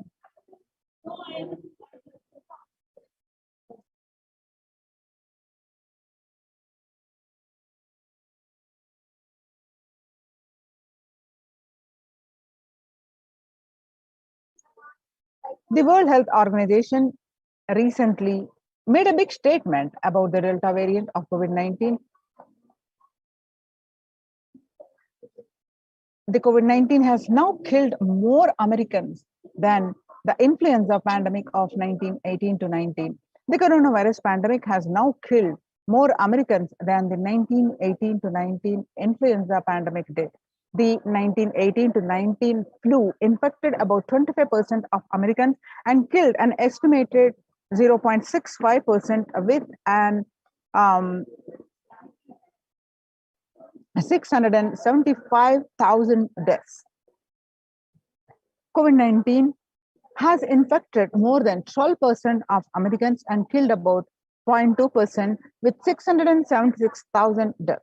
Now that the US death toll from the COVID-19 has surpassed 676,000, the coronavirus pandemic has killed more Americans than the 1918 influenza pandemic did, and now it is declared as the US deadliest pandemic ever because it is the highest death toll so far due to a pandemic.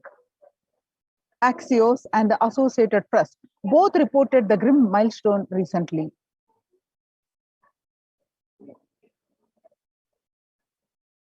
People infected with alpha variant exhales 100 times more virus than into the air than the original COVID strain. 6 feet distance may not be enough to prevent viral transmission indoors.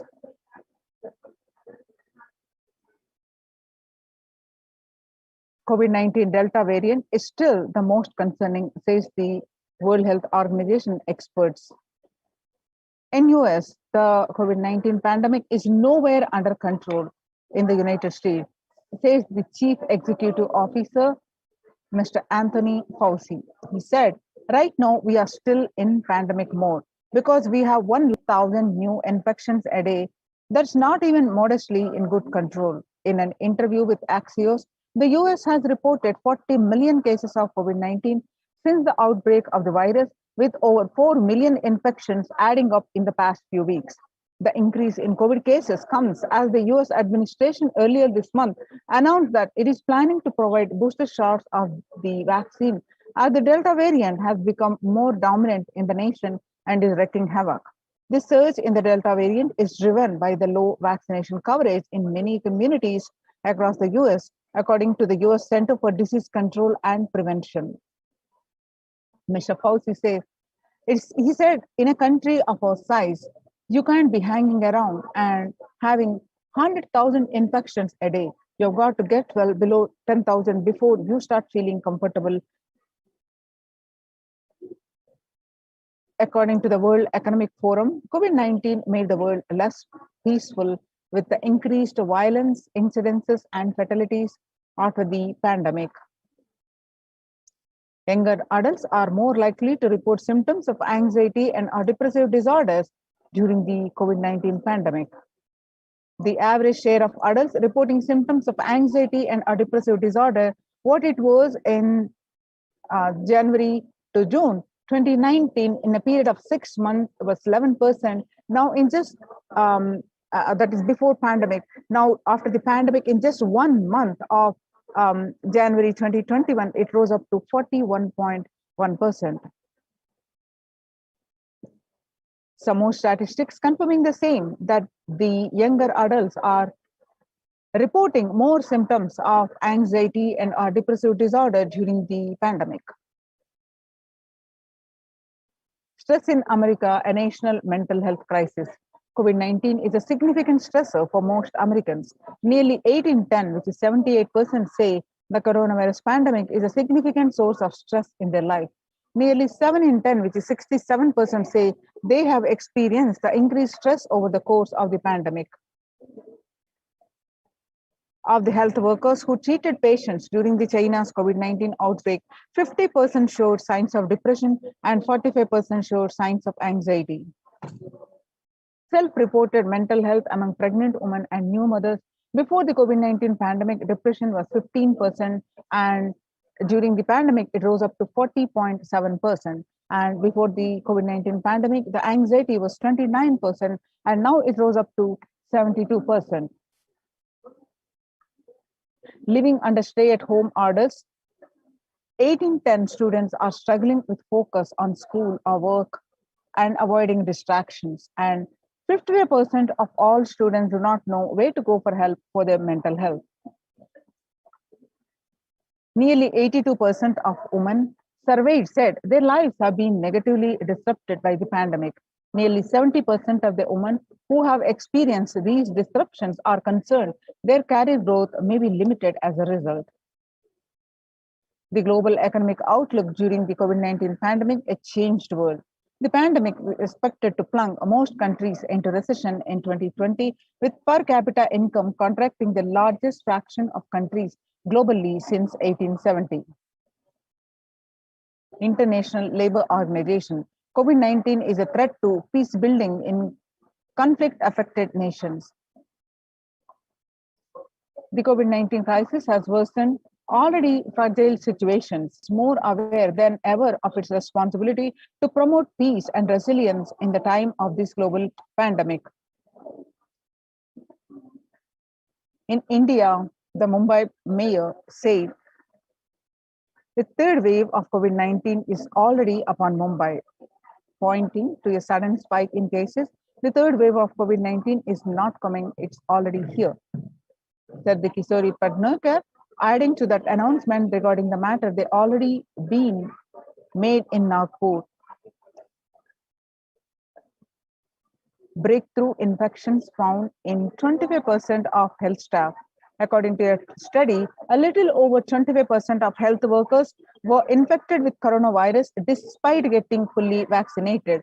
A recent study has given an insight on the breakthrough infection due to the Delta variant. The study, jointly conducted by the Institute of Genomics and Integrative Biology, Maxim hospitals in Delhi NCR found that the vaccination breakthroughs were far more common during the Delta outbreak in Delhi than previously reported.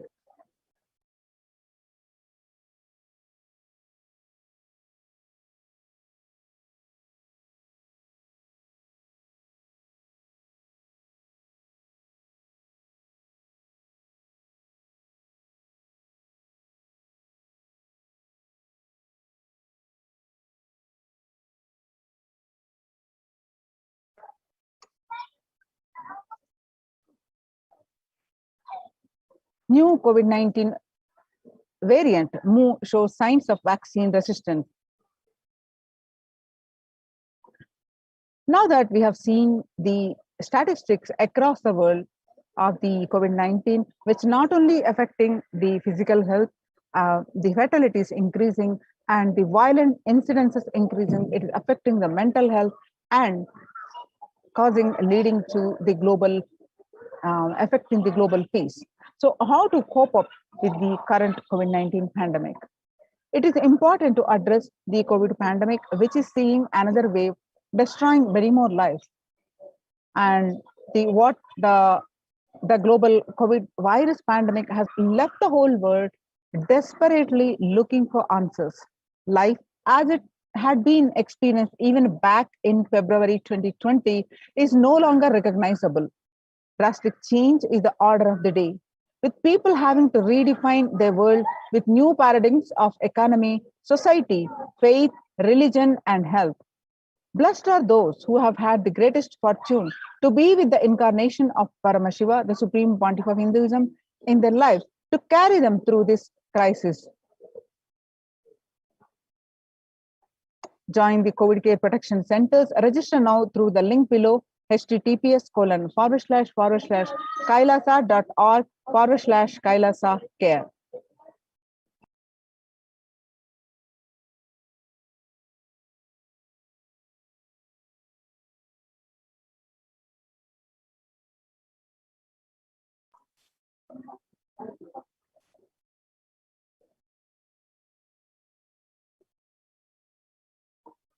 Sustainable developmental goals. Making peace with the nature is possible if we start now. Making peace with the nature is possible only if we start now. Even amid a pandemic, 2021 can go down as the year we made peace with the nature and set the planet to healing. Our environmental, social, and economic challenges are interlinked. They must be tackled together. For example, we cannot achieve the sustainable developmental goals, including ending poverty, by 2030 if climate change and ecosystem collapse are undermining food and water supplies in the world's poorest countries. We have no choice but to transform our economics and societies by valuing nature and putting its health at the heart of all our decisions. Now let's watch a small clip on making peace with the nature.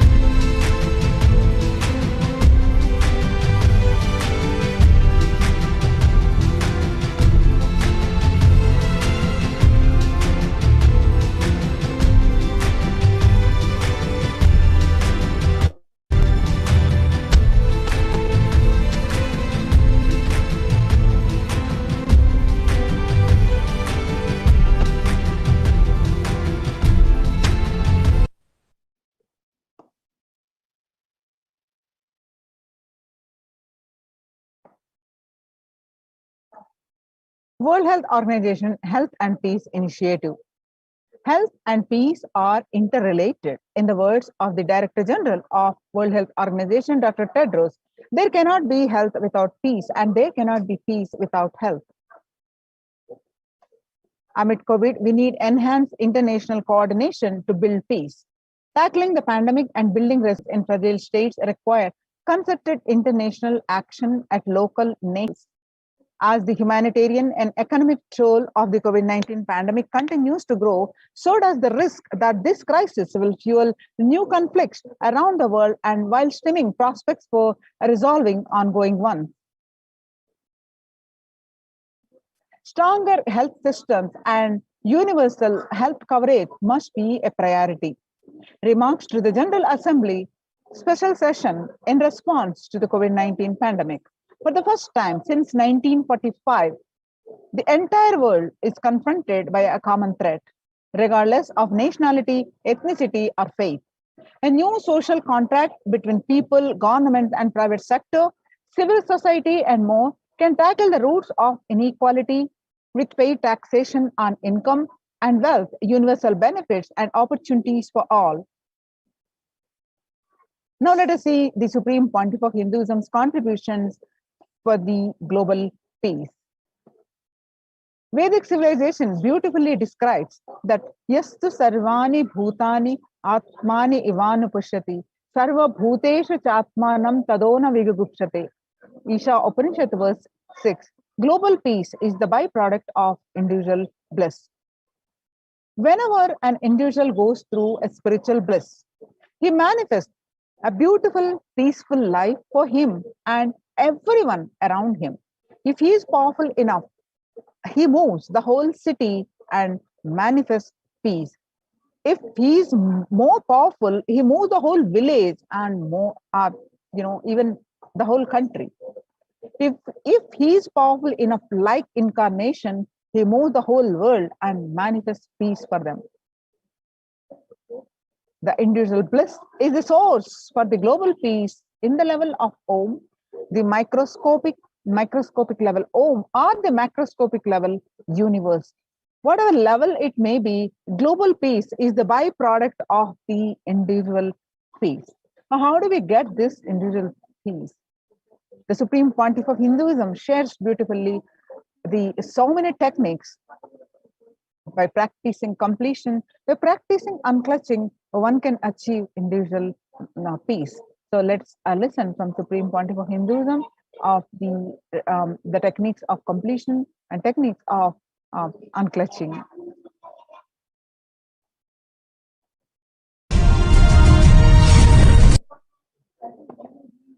Consciousness you are carrying and the conscious. Today I wanted to expand on the science of completion. How the science of completion can directly impact the consciousness you are carrying and the consciousness embodied in many bodies.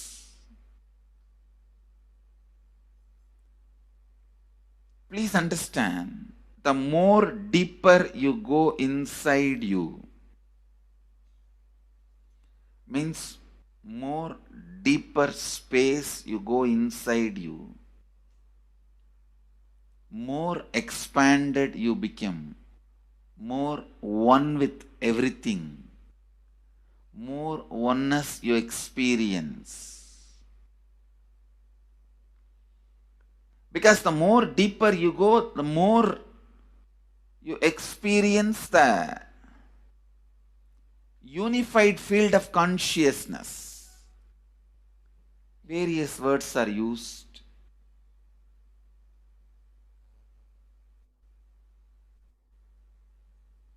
Some of the Hindu traditions uses the word Atma, Brahman.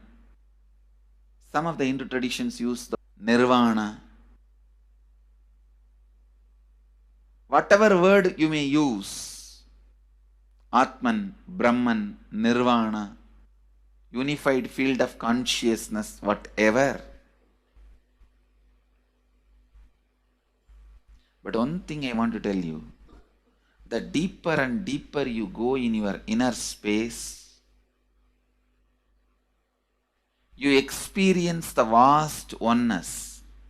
The more superficial you are, the more incompletions you carry with others, even with yourself. The more superficial you become, even your own right hand and left hand fights with each other. Different parts of you fights with you. Different thoughts of you fights with you. Even you fight with you, the more superficial you go, the more deeper you start traveling. First, you get integrated.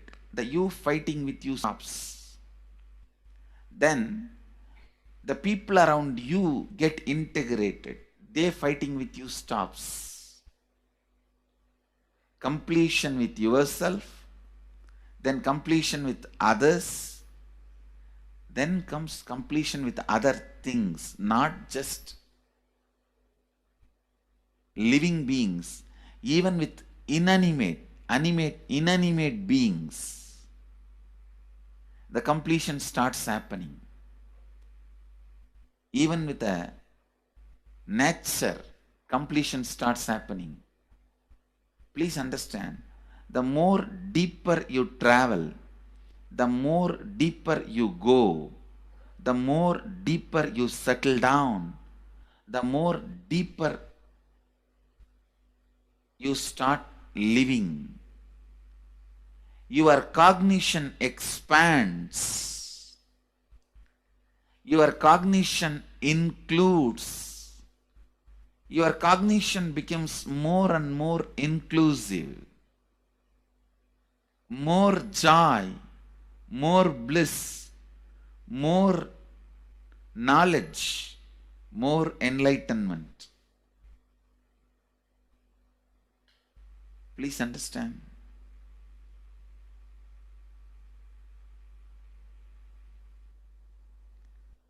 The more and more completion happens in you, you will see everyone around you feels complete with you. That is why I am saying, whether they have body or they are disembodied, in the deepest corners of your being, deepermost layers of your being, deepest parts of your being, you experience such powerful awareness, such joy.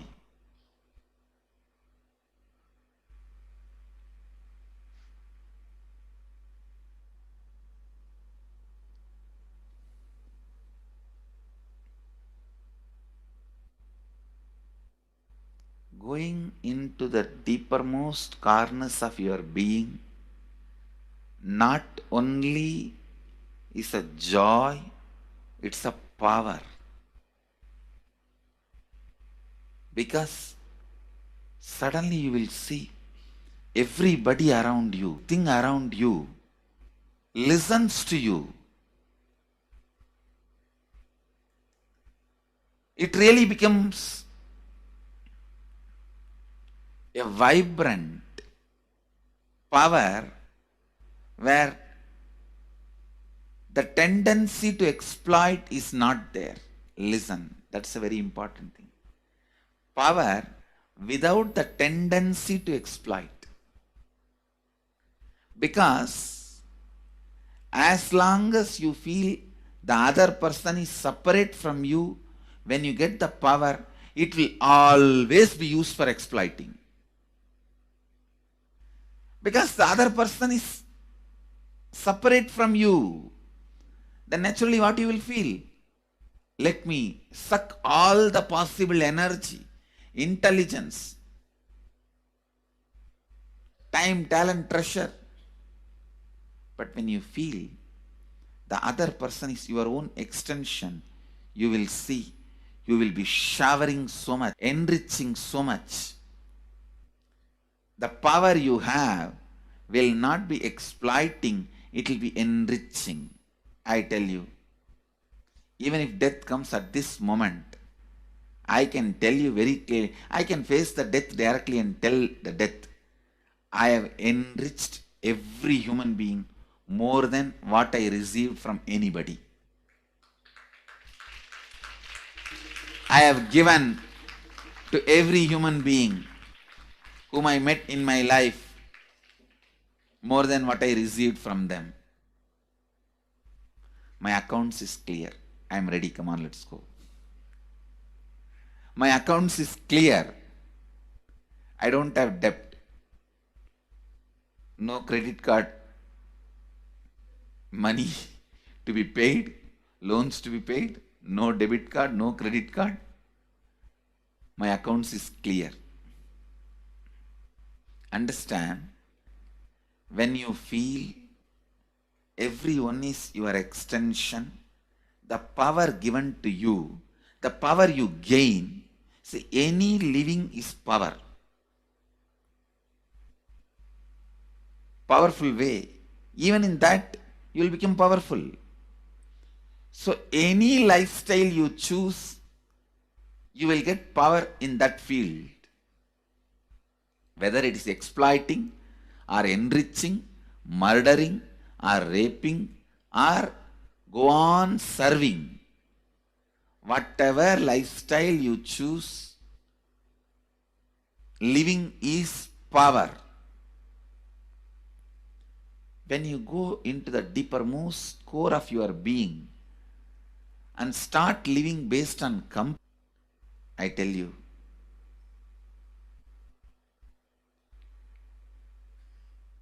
the first power you will experience is everything around you listens to you. That power will simply make you enrich everyone. The best power you can have through living is power of enriching. Whatever you do, as I said, whether you live the life of enriching or exploiting, you will become powerful. I tell you, the power of exploiting brings more and more conflict within and without. And those conflicts naturally bring suffering. And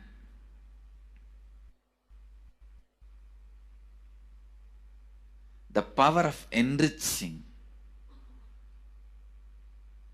brings more and more completion in you and in others.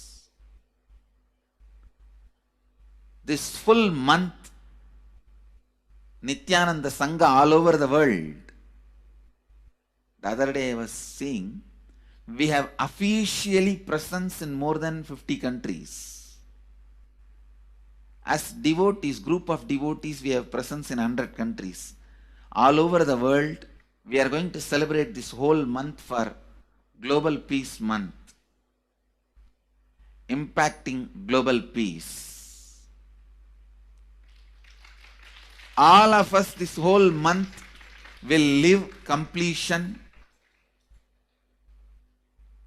and do samskara dahana kriya, means burning the patterns which separates us from others, burning the patterns which are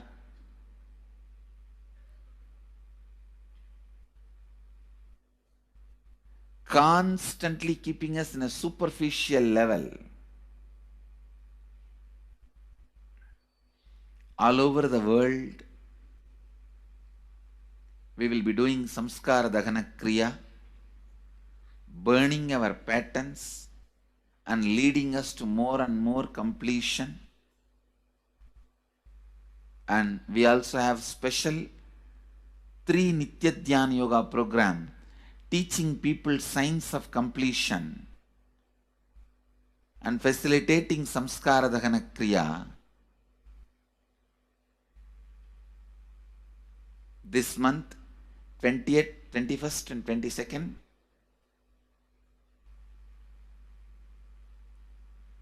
this whole month, all over the world, all our temples, ashrams, centers, yoga centers, schools, colleges, universities should do samskara dahana kriya, should do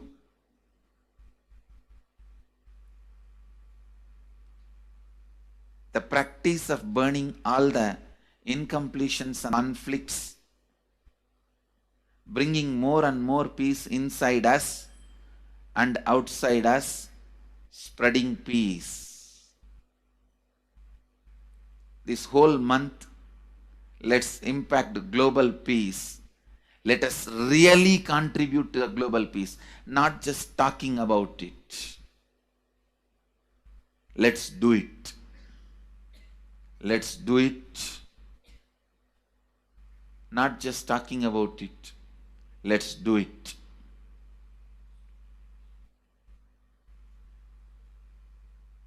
Even if you teach the samskara dahana kriya to 50 people in each area,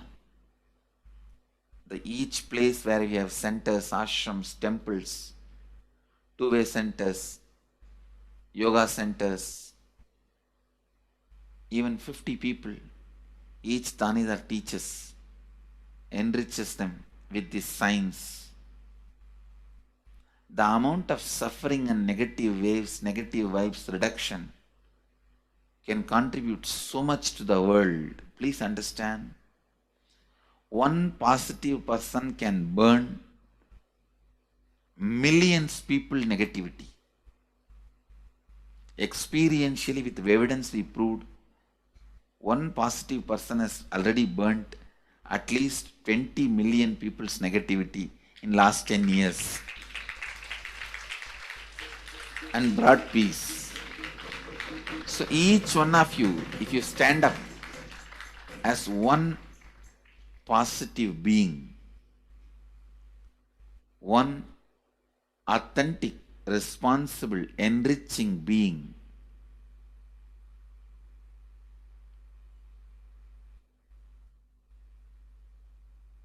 I tell you,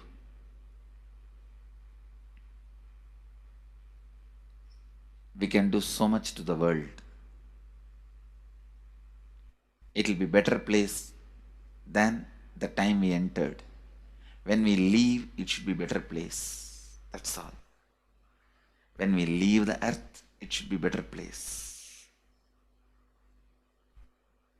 So understand, inner peace is your birthright. Go to the depths of your being.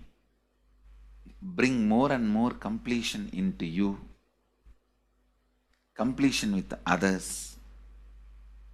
And start living Advaita. Today in the Inner Awakening session, it's all about completion with others. So last 6 days, literally, you worked so much, one by one by one by one by one, layer by layer by layer by layer. The completion with yourself. Now comes completion with others. Today, we are starting the science of completion with others.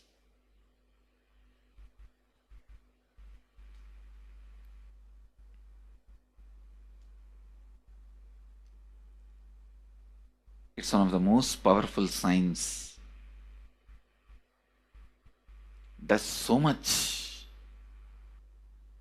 to human beings, not just healing their relationships, even inside their consciousness, this inner space, so much of good is done. So much of awakening is done.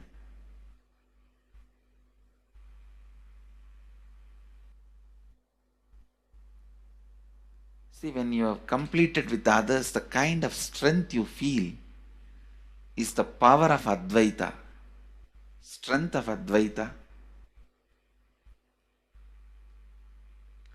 Today the Inner Awakening sessions are all about completion with others. We have long session today working on completing with others. Because today we have a long session with Inner Awakening. We are also lagging behind the syllabus. Actually, it is a good news. It's not a bad news because participants are so sincere. They are going through the whole process so intensely, sincerely. Because of that, we are little delayed. But today I'm going to catch up. Today I'm going to spend more time and catch up with them, with the syllabus. So,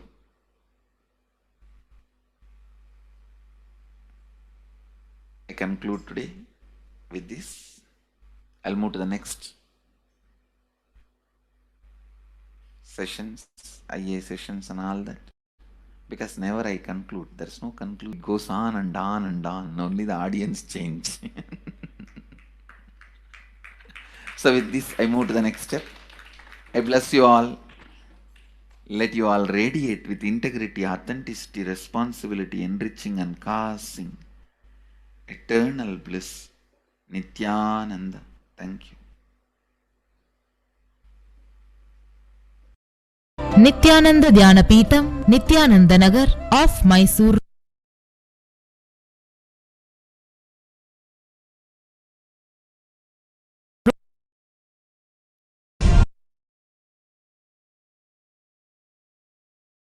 Social and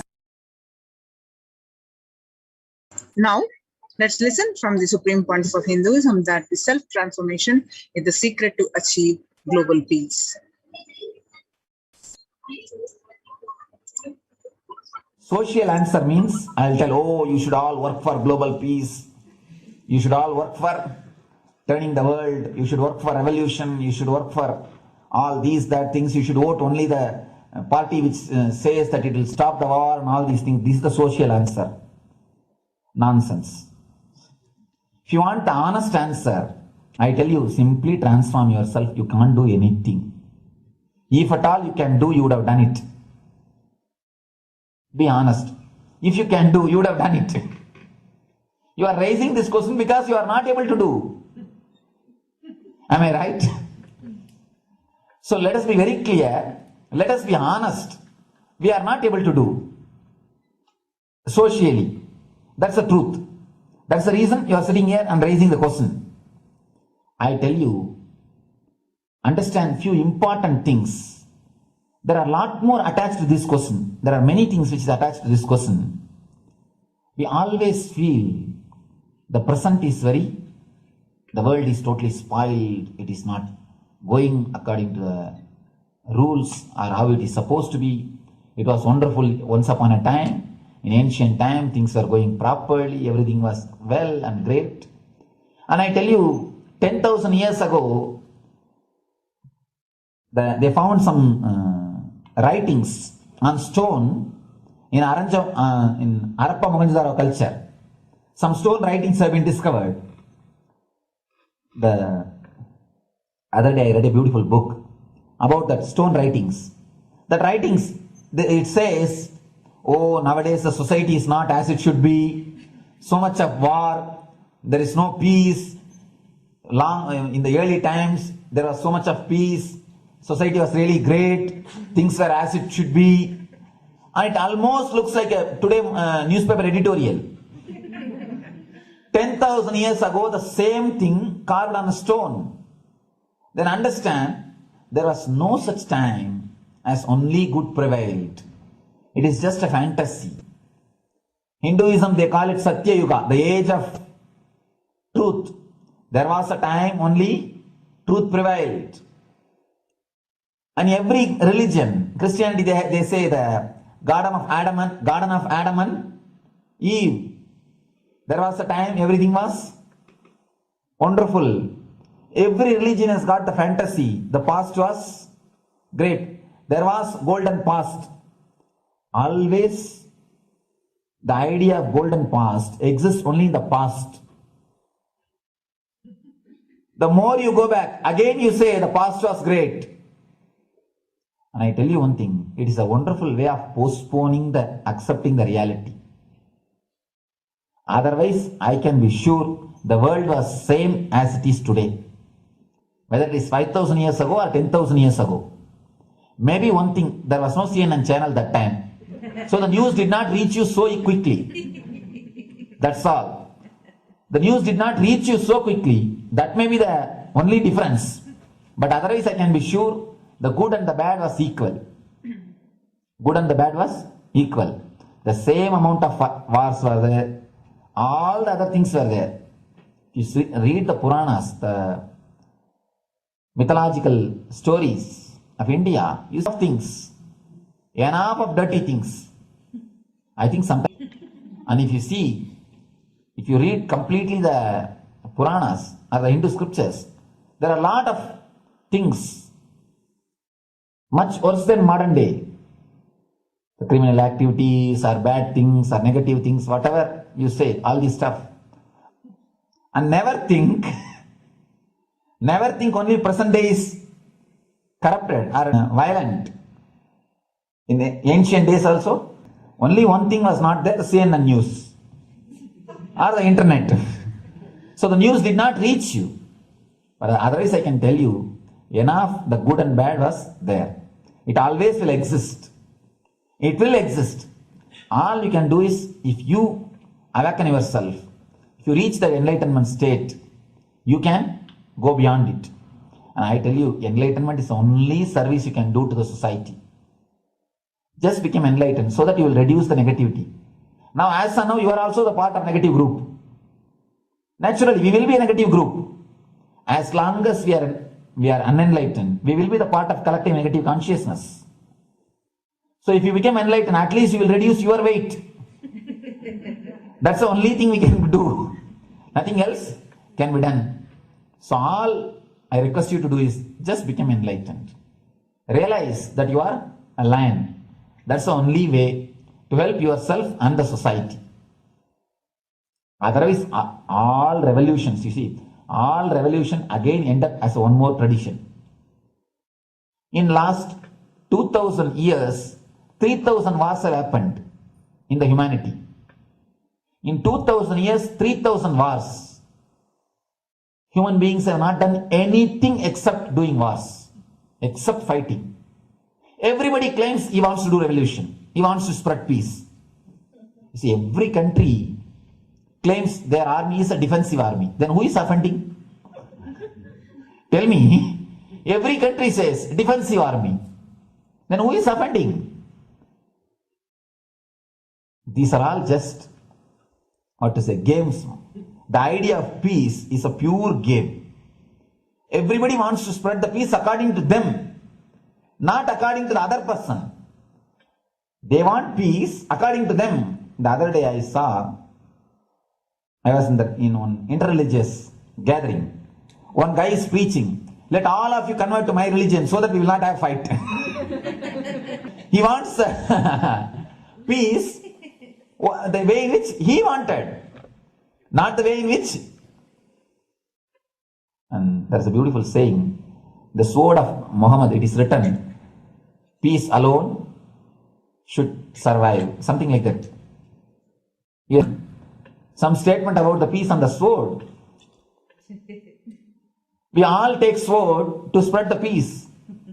So no revolution is going to help, because in last 2000 years 3000 revolutions have happened, but still world is same, I think much worse. So no revolution is going to help, only individual evolution is going to help. So be very clear. Instead of working in the outer world, start working in the inner world. That will help you and society some way.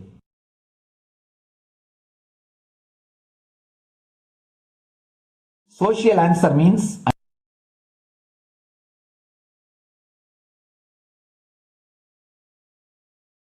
listen carefully. The space of Shanti, the space of Shanti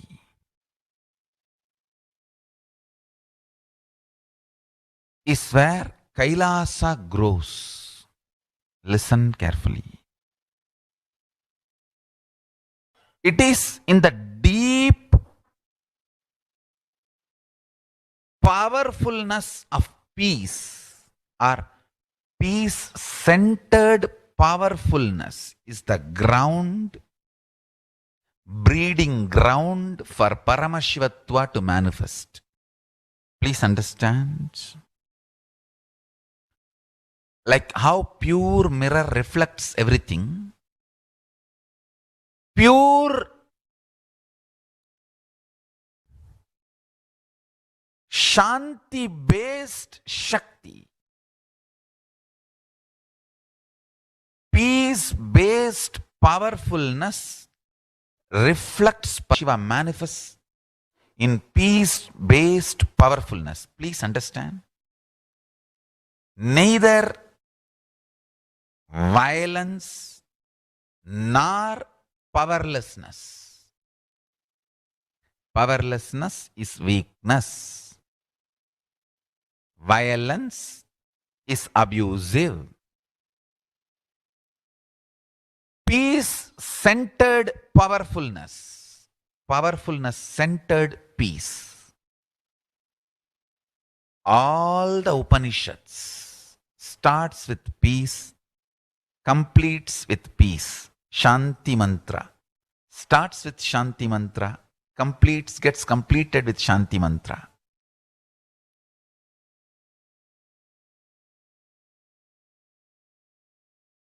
Peace-based powerfulness is a fundamental requirement for Paramashivatva to manifest. That is why people who don't want us to manifest Paramashivatva or power manifestation do not want to allow the peace in our life or do not want peace in our campus. Understand?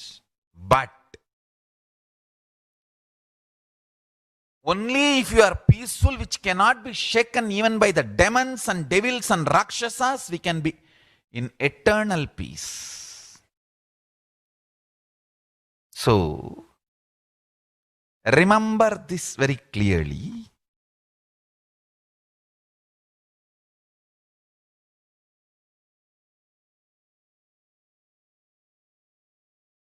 Peace alters the very DNA structure, genetic structure, the core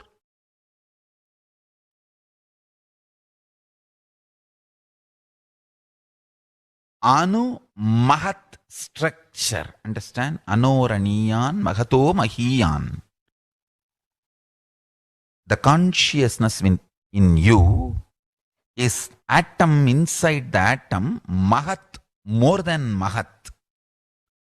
That Anoraniyan Mahato Mahiyan.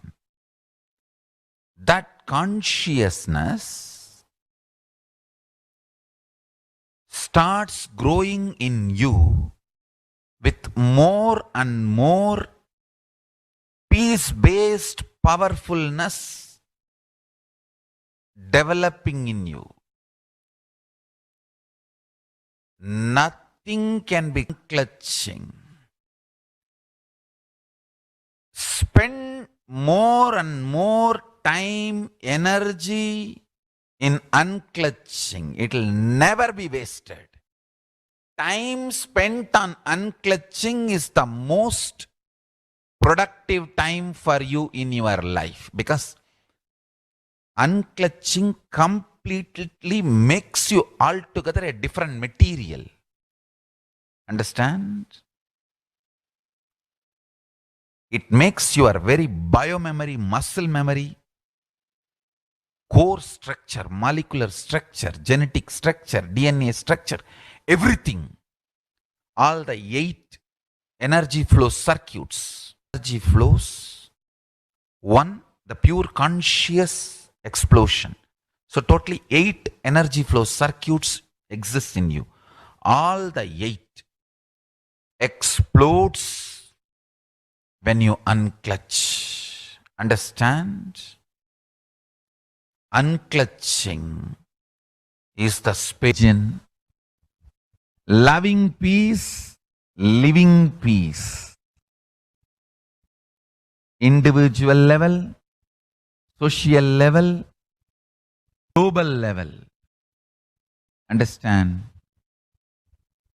Hinduism lost all its 56 nations, 200 states, 10 nanas, is not a loss to Hinduism, it is a to planet Earth, human beings. Wherever Hinduism is practiced, kept alive, the ideal of global peace is kept alive. Just do this one simple statistics. You yourself study. Google and study. Take the top 10 religions and list how many people they converted in last 200 years. How many people they killed. List for each religion. I can be 200% sure. You yourself will realize Hinduism is the most peace-loving and peace-living religion. Conversion nor terrorism. Neither conversion nor terrorism. Being the supreme pontiff of the most peace-loving, peace-living religion, I give you all my blessings on this International Peace Day. Understand? It is we Hindus need to keep the global peace as a living possibility, and we need to make this global peace as reality. Just talking about global peace will not work. Working for global peace only is the responsibility of the real living Hindu. Anyone who wants to claim themselves as a Hindu or practicing Hindu should work for global peace. Global peace is our responsibility. Every Hindus have the responsibility to bring global peace. So you can also throw a challenge. See, if you are making a Hindu micronation, you can this challenge to each one, your friends, family, 10 people. Let them participate in the challenge and then let them send the challenge to others. So I welcome all the living and practicing Hindus to become founding fathers of Kailasa micronation in your countries. You can also make a challenge, like how they made ice bucket challenge and all that. We can make a challenge. You form Hindu micronation and claim, I am the founding father of the Hindu micronation Kailasa. And then you can invite your family, friends for a challenge. 11 people. You form and 11 people and they also form and they spread. So let us start spreading. This project is my message on this International Day of Peace. Working for global peace instead of just talking. The work we do will talk for us. The talk we do will not work for us. This is the message. The work we do will talk for us. The talk we do will not work for us. Global peace is the responsibility of Hindus. We living, practicing Hindus, not only we should achieve the individual peace through unclutching yoga, meditation, we should also create an ecosystem where the global peace starts manifesting. This Kailasa Hindu micronation is the enlightenment ecosystem. I request every living practicing Hindu to manifest, do it. So the global peace can manifest from these Kailasa Hindu micronations all over the world. Hindus have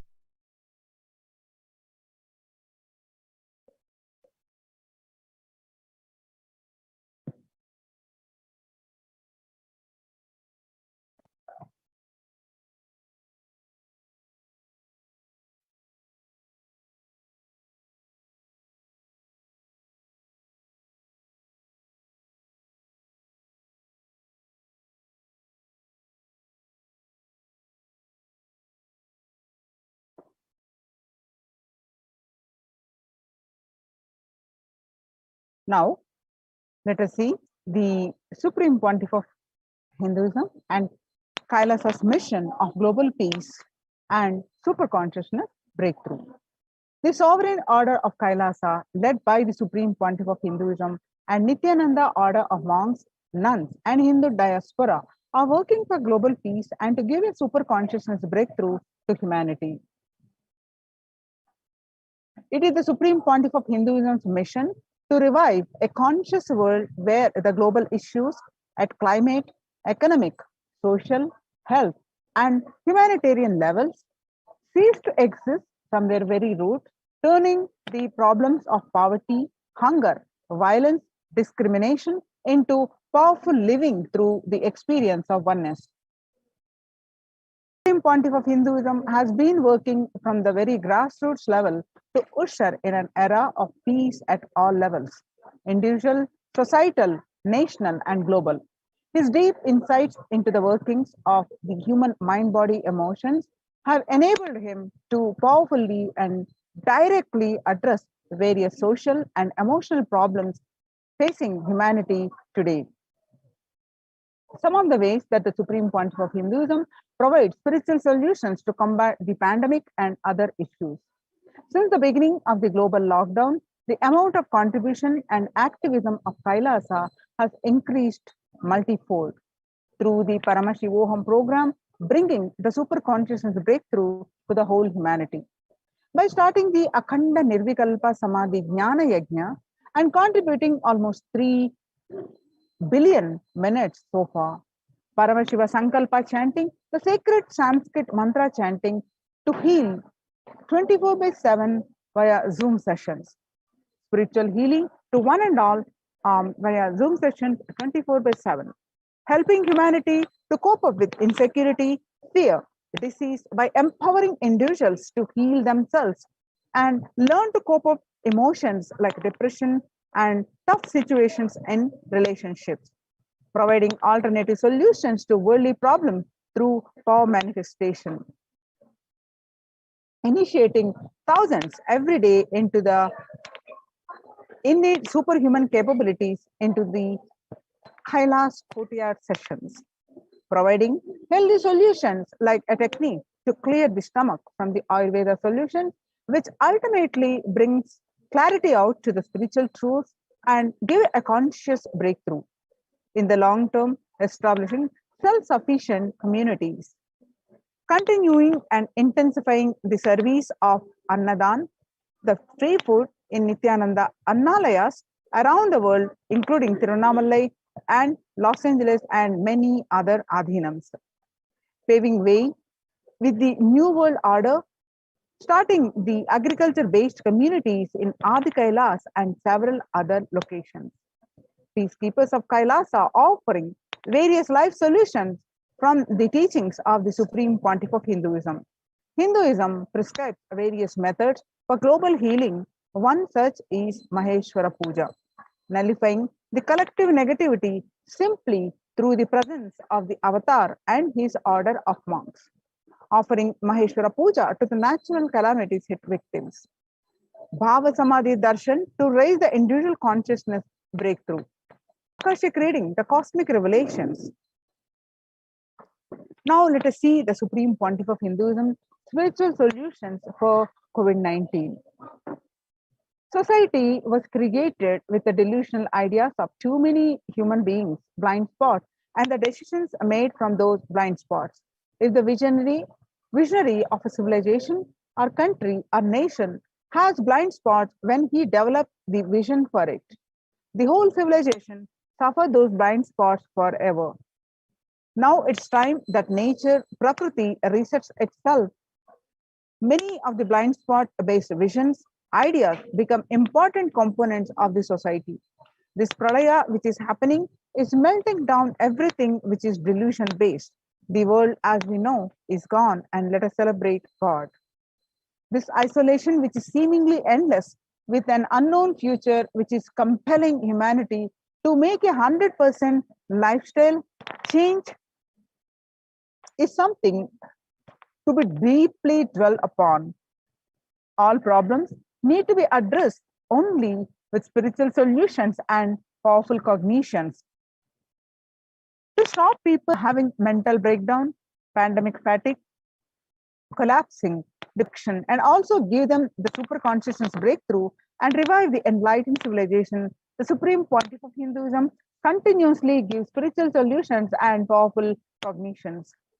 Some of the spiritual solutions and powerful cognitions are unclutching, practicing completion, practicing oneness, practicing ajapa japa of Mahavakya, Om Nithyananda Paramashivoham, consciously building deep feeling connection, yoga, puja, vegetarian diet, and nirahara samyama.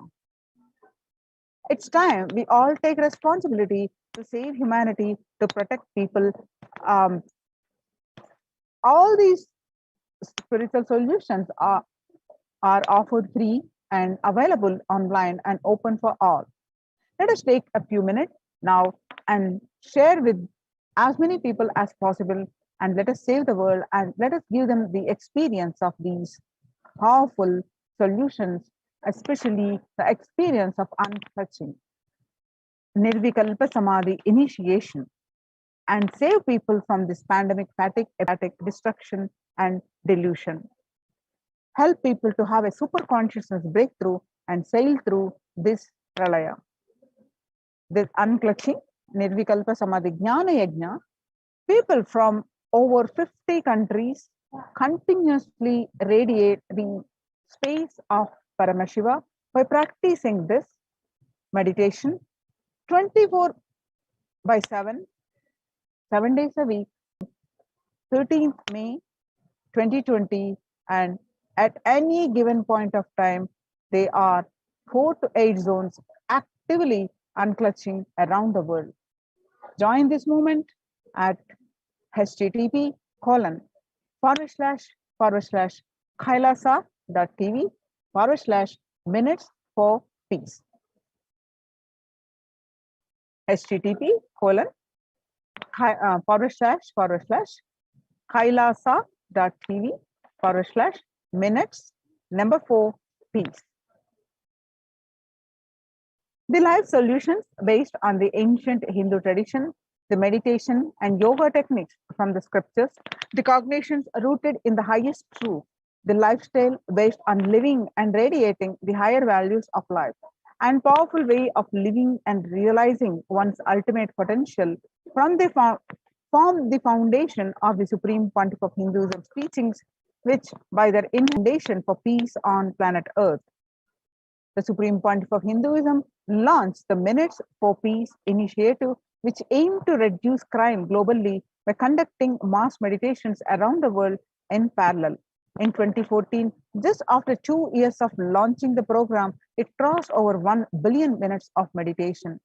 Scientific studies have shown a reduced crime rate after participation in the meditation and completion techniques. In 1976, it was found that when 1% of a community practiced meditation, the crime rate was reduced by 16% on an average. The current tally on the Minutes for Peace website is more than 4.3 billion cumulative minutes of meditation logged, including all the events, programs, festivals, where people have gathered in large numbers and participated in meditations and rituals.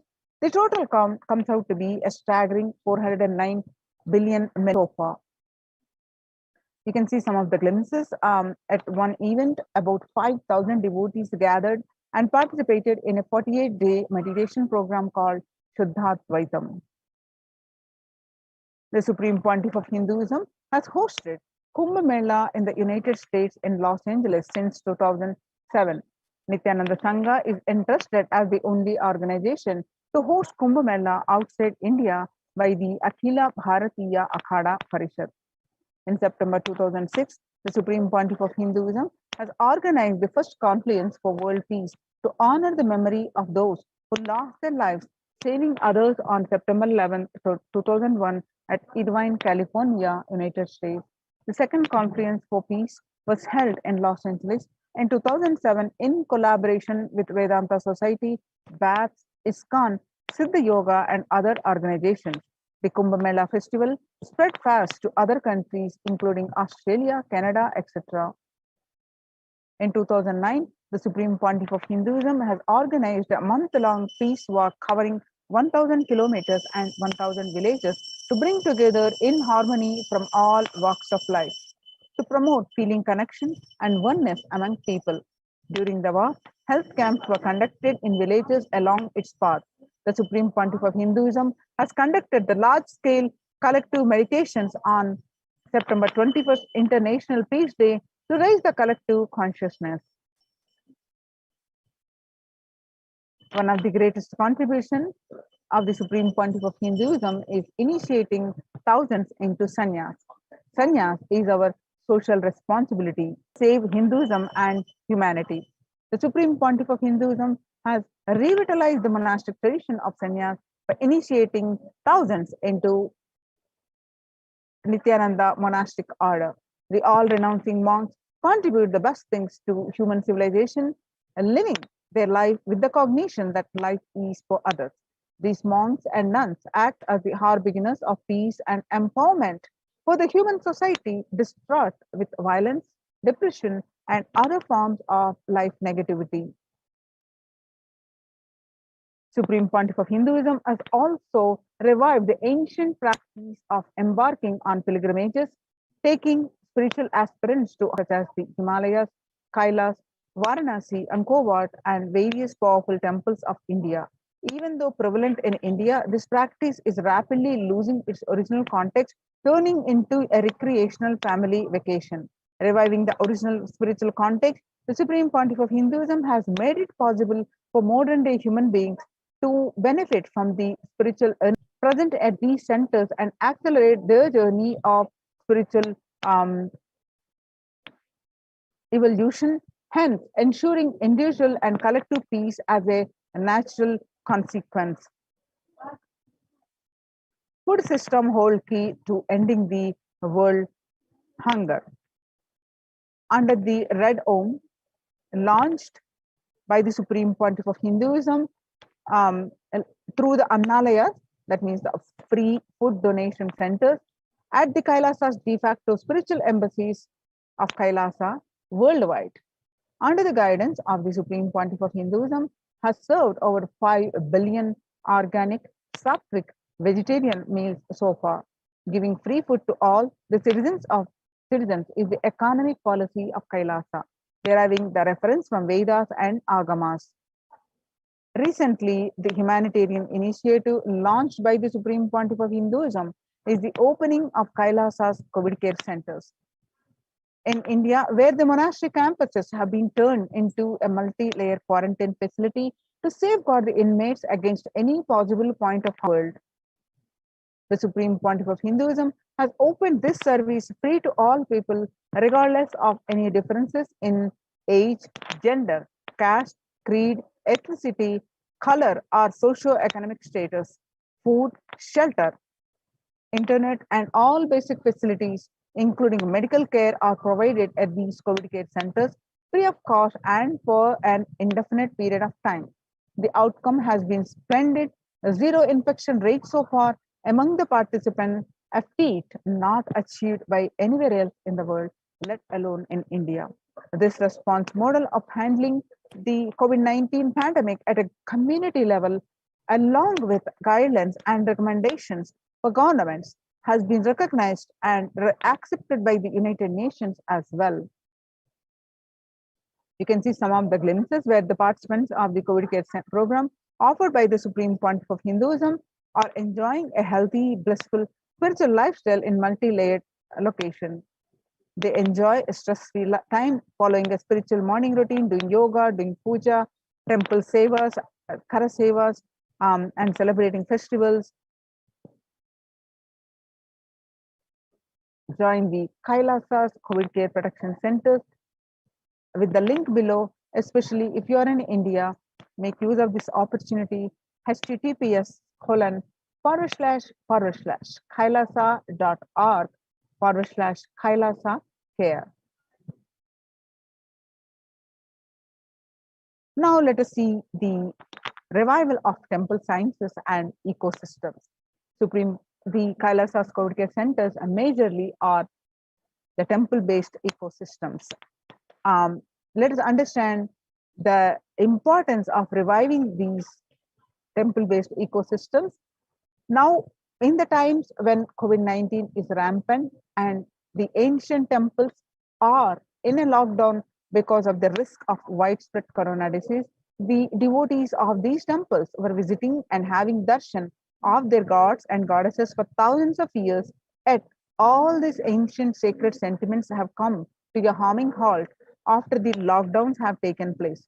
The religious fervor of the devotees is being lost due to the pandemic. The Supreme Pontiff of Hinduism is reviving the e-Kailasa ecosystem and bringing all the ancient traditions of the online platform on Kailasa TV, YouTube, and Facebook. Now let us see the Supreme Pontiff of Hinduism explaining the temple sciences.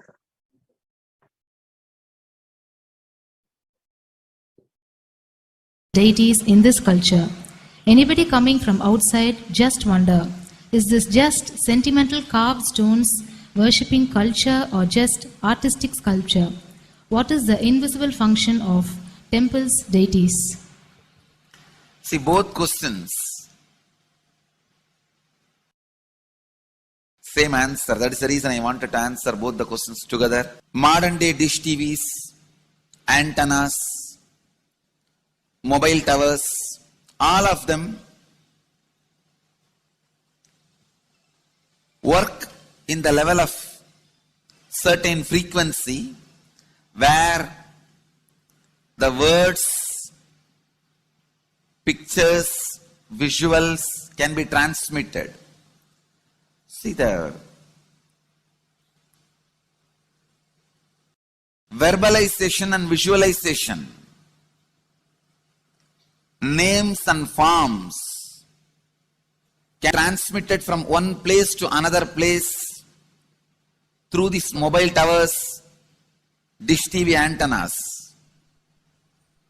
But the temple towers are created to transmit super consciousness from one place to another place. Please understand, in Meenakshi's time there was television, conscious television. It used to be in stone slab, and if you just sit in front of that stone TV, meditate, connect with Meenakshi, she will appear live and answer whatever you want. So each of the stone slabs only slowly later on became deities. You can see in our temples this happening. The TVs in which I am appearing and speaking are slowly becoming deities. They are receiving worship. Flowers are offered to it. Aarti is done to it. Incense is given to it. Now, all our temples are planning to have a separate throne for this TV. In Los Angeles, already I am on the throne. The TV is in the throne. The TV, means which people are seeing me, have already become deity. Same way, please understand, the stones through which people were able to connect with the super consciousness have become deities. Same way, all our temples, deities, everything is a connecting mechanism with super consciousness. The mechanism which connects with the super consciousness.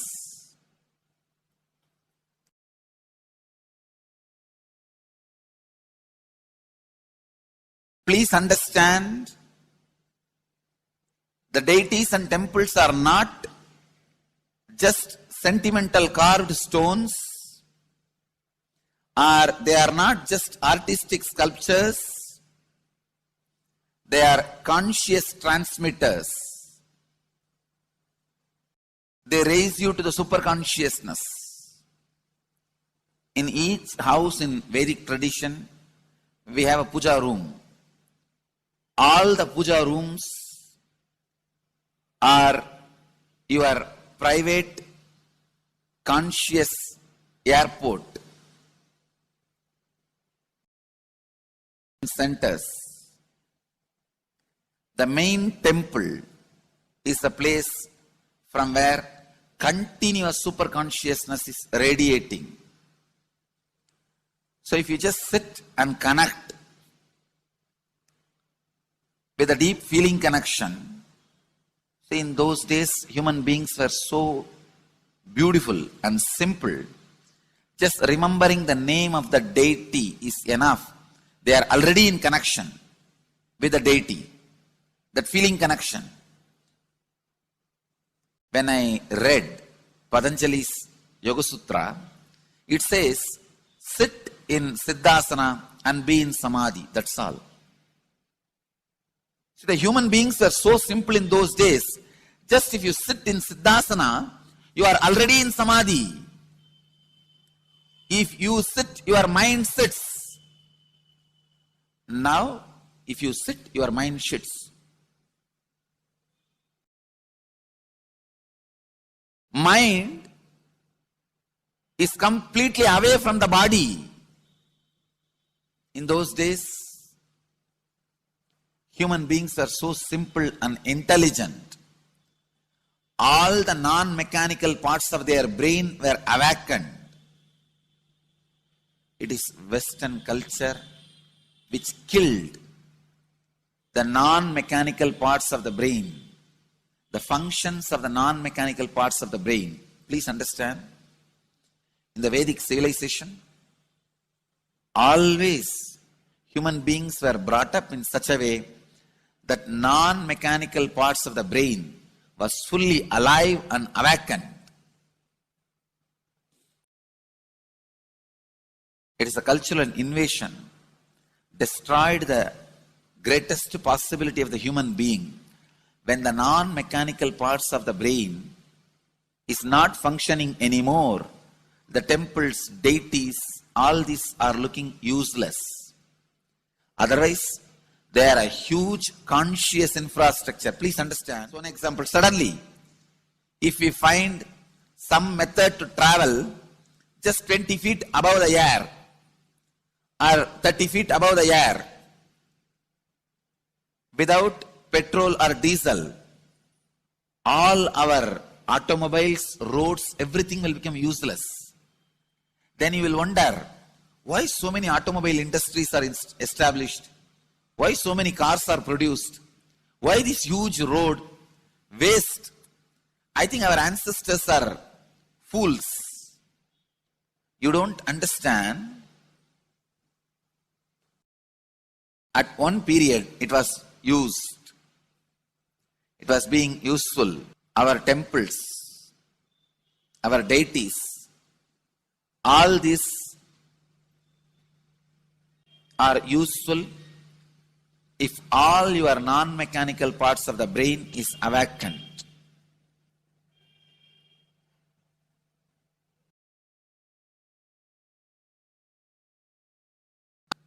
Is the process to awaken your non-mechanical parts of the brain. When your non-mechanical parts of the brain is awakened, you will understand temples, deities, how useful they are, how directly useful they are, how they are part of our life, how they enrich our life, and how they make human beings intelligent, enlightened. These are the methods created to create enlightened civilization.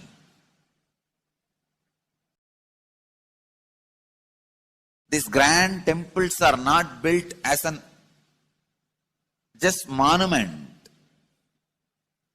They are built as a conscious movement. It is not like Egyptian pyramids, monuments. No. It is conscious movement to raise human beings to the highest consciousness, to make human beings experience the highest purpose.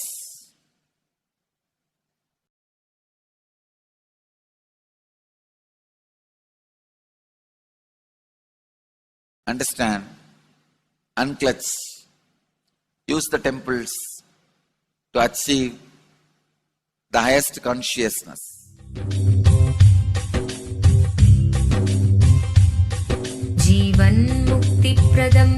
Paramahamsa Nithyananda, a rare living incarnation, is named among the world's 100 most spiritual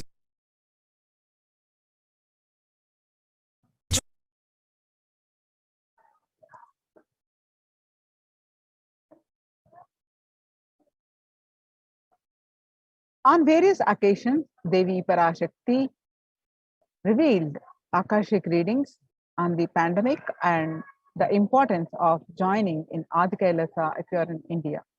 On 13th May 2021, Devi Parashakti revealed that crores of people will come there looking for health, Navapashana water feast, and medicine to get health and protection and enlightenment.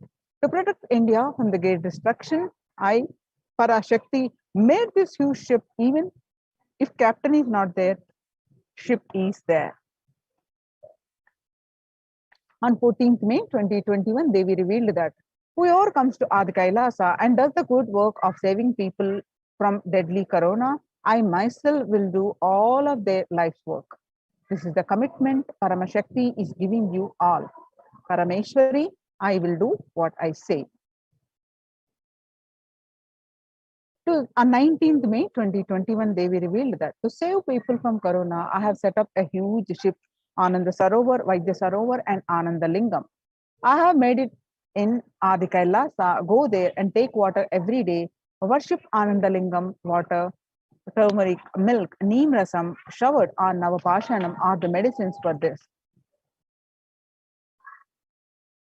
The doors of Adi Kailasa will be open for all those who come with trust. It will protect. It will protect body and will give conscious health. It will also give highest powers, dharma, artha, moksha, jnana, powers, kama, and God beyond kama. Adi Kailasa life will give all goodness. The hell of Krimi Bhojanam mentioned by Vyasa in Garuda Puranam has opened and is directly falling on India as thunder. Running to Adi Kailasa and preventing it is the only way. I have opened Adi Kailasa for those who want to save their lives. All of you run to Adi Kailasa. Drop the foolish mind with business mode, surrender, and go to Adi Kailasa. Be in Adi Kailasa. I will do good to you. For saving your life, go to Adi Kailasa. Best life is there. Before corona takes your life away, go to Adi Kailasa and save your life. So when the first world countries closed their borders during a massive global emergency, Kailasa has opened its doors to all without exception. Various centers are Adi Kailas, Salem, Tirunamalai, Rajapalam, Puduvai, Pattanam, Srirangapati, Sripuram, Madurai, Avatipalam, Hosur, Baroda. All these Adhinams are from Tamil Nadu, Pondicherry, Hyderabad, and Bangalore. Kailasa rushes to aid India as India finds itself on the verge of the COVID-19 third wave. Multiple free COVID care centers opened across India. Various social services offered during the pandemic in Kailasa's de facto spiritual embassies across India. Spiritual services offered during the pandemic in Kailasa's de facto spiritual embassies across India. Cosmic revelations on global pandemic.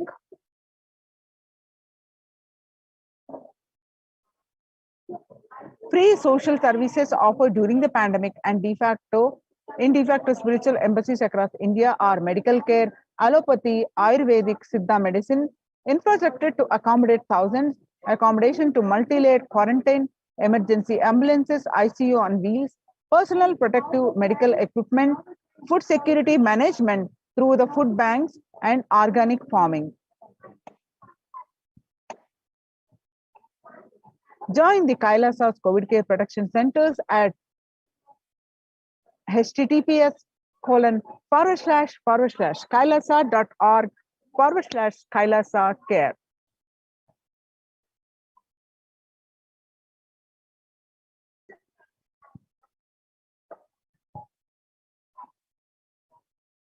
The sovereign order of Kailasa worldwide, inspired and guided by the vision of the Supreme Pontiff of Hinduism to save lives, a one-of-a-kind humanitarian charitable service massively mobilized to provide protection and preventive COVID care in this last testing time of global meltdown.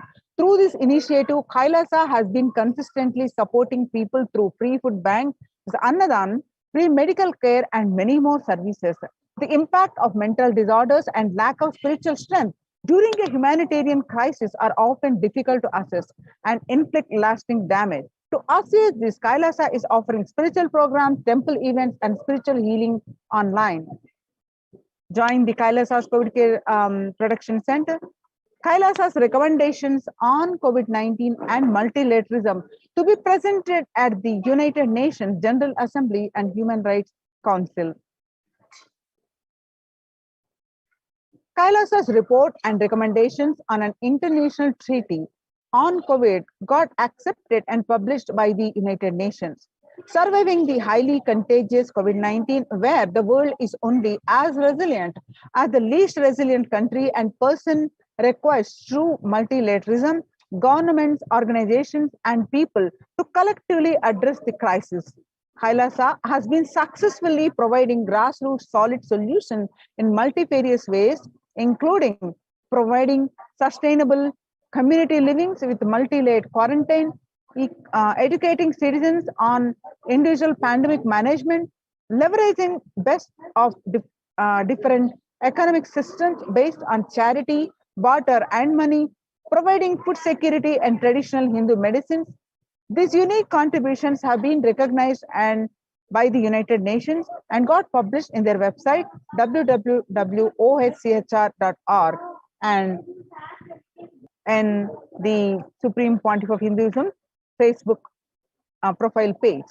So join COVID Care Protection Center. Register now through the link below with https://kailasa.org/kailasa care.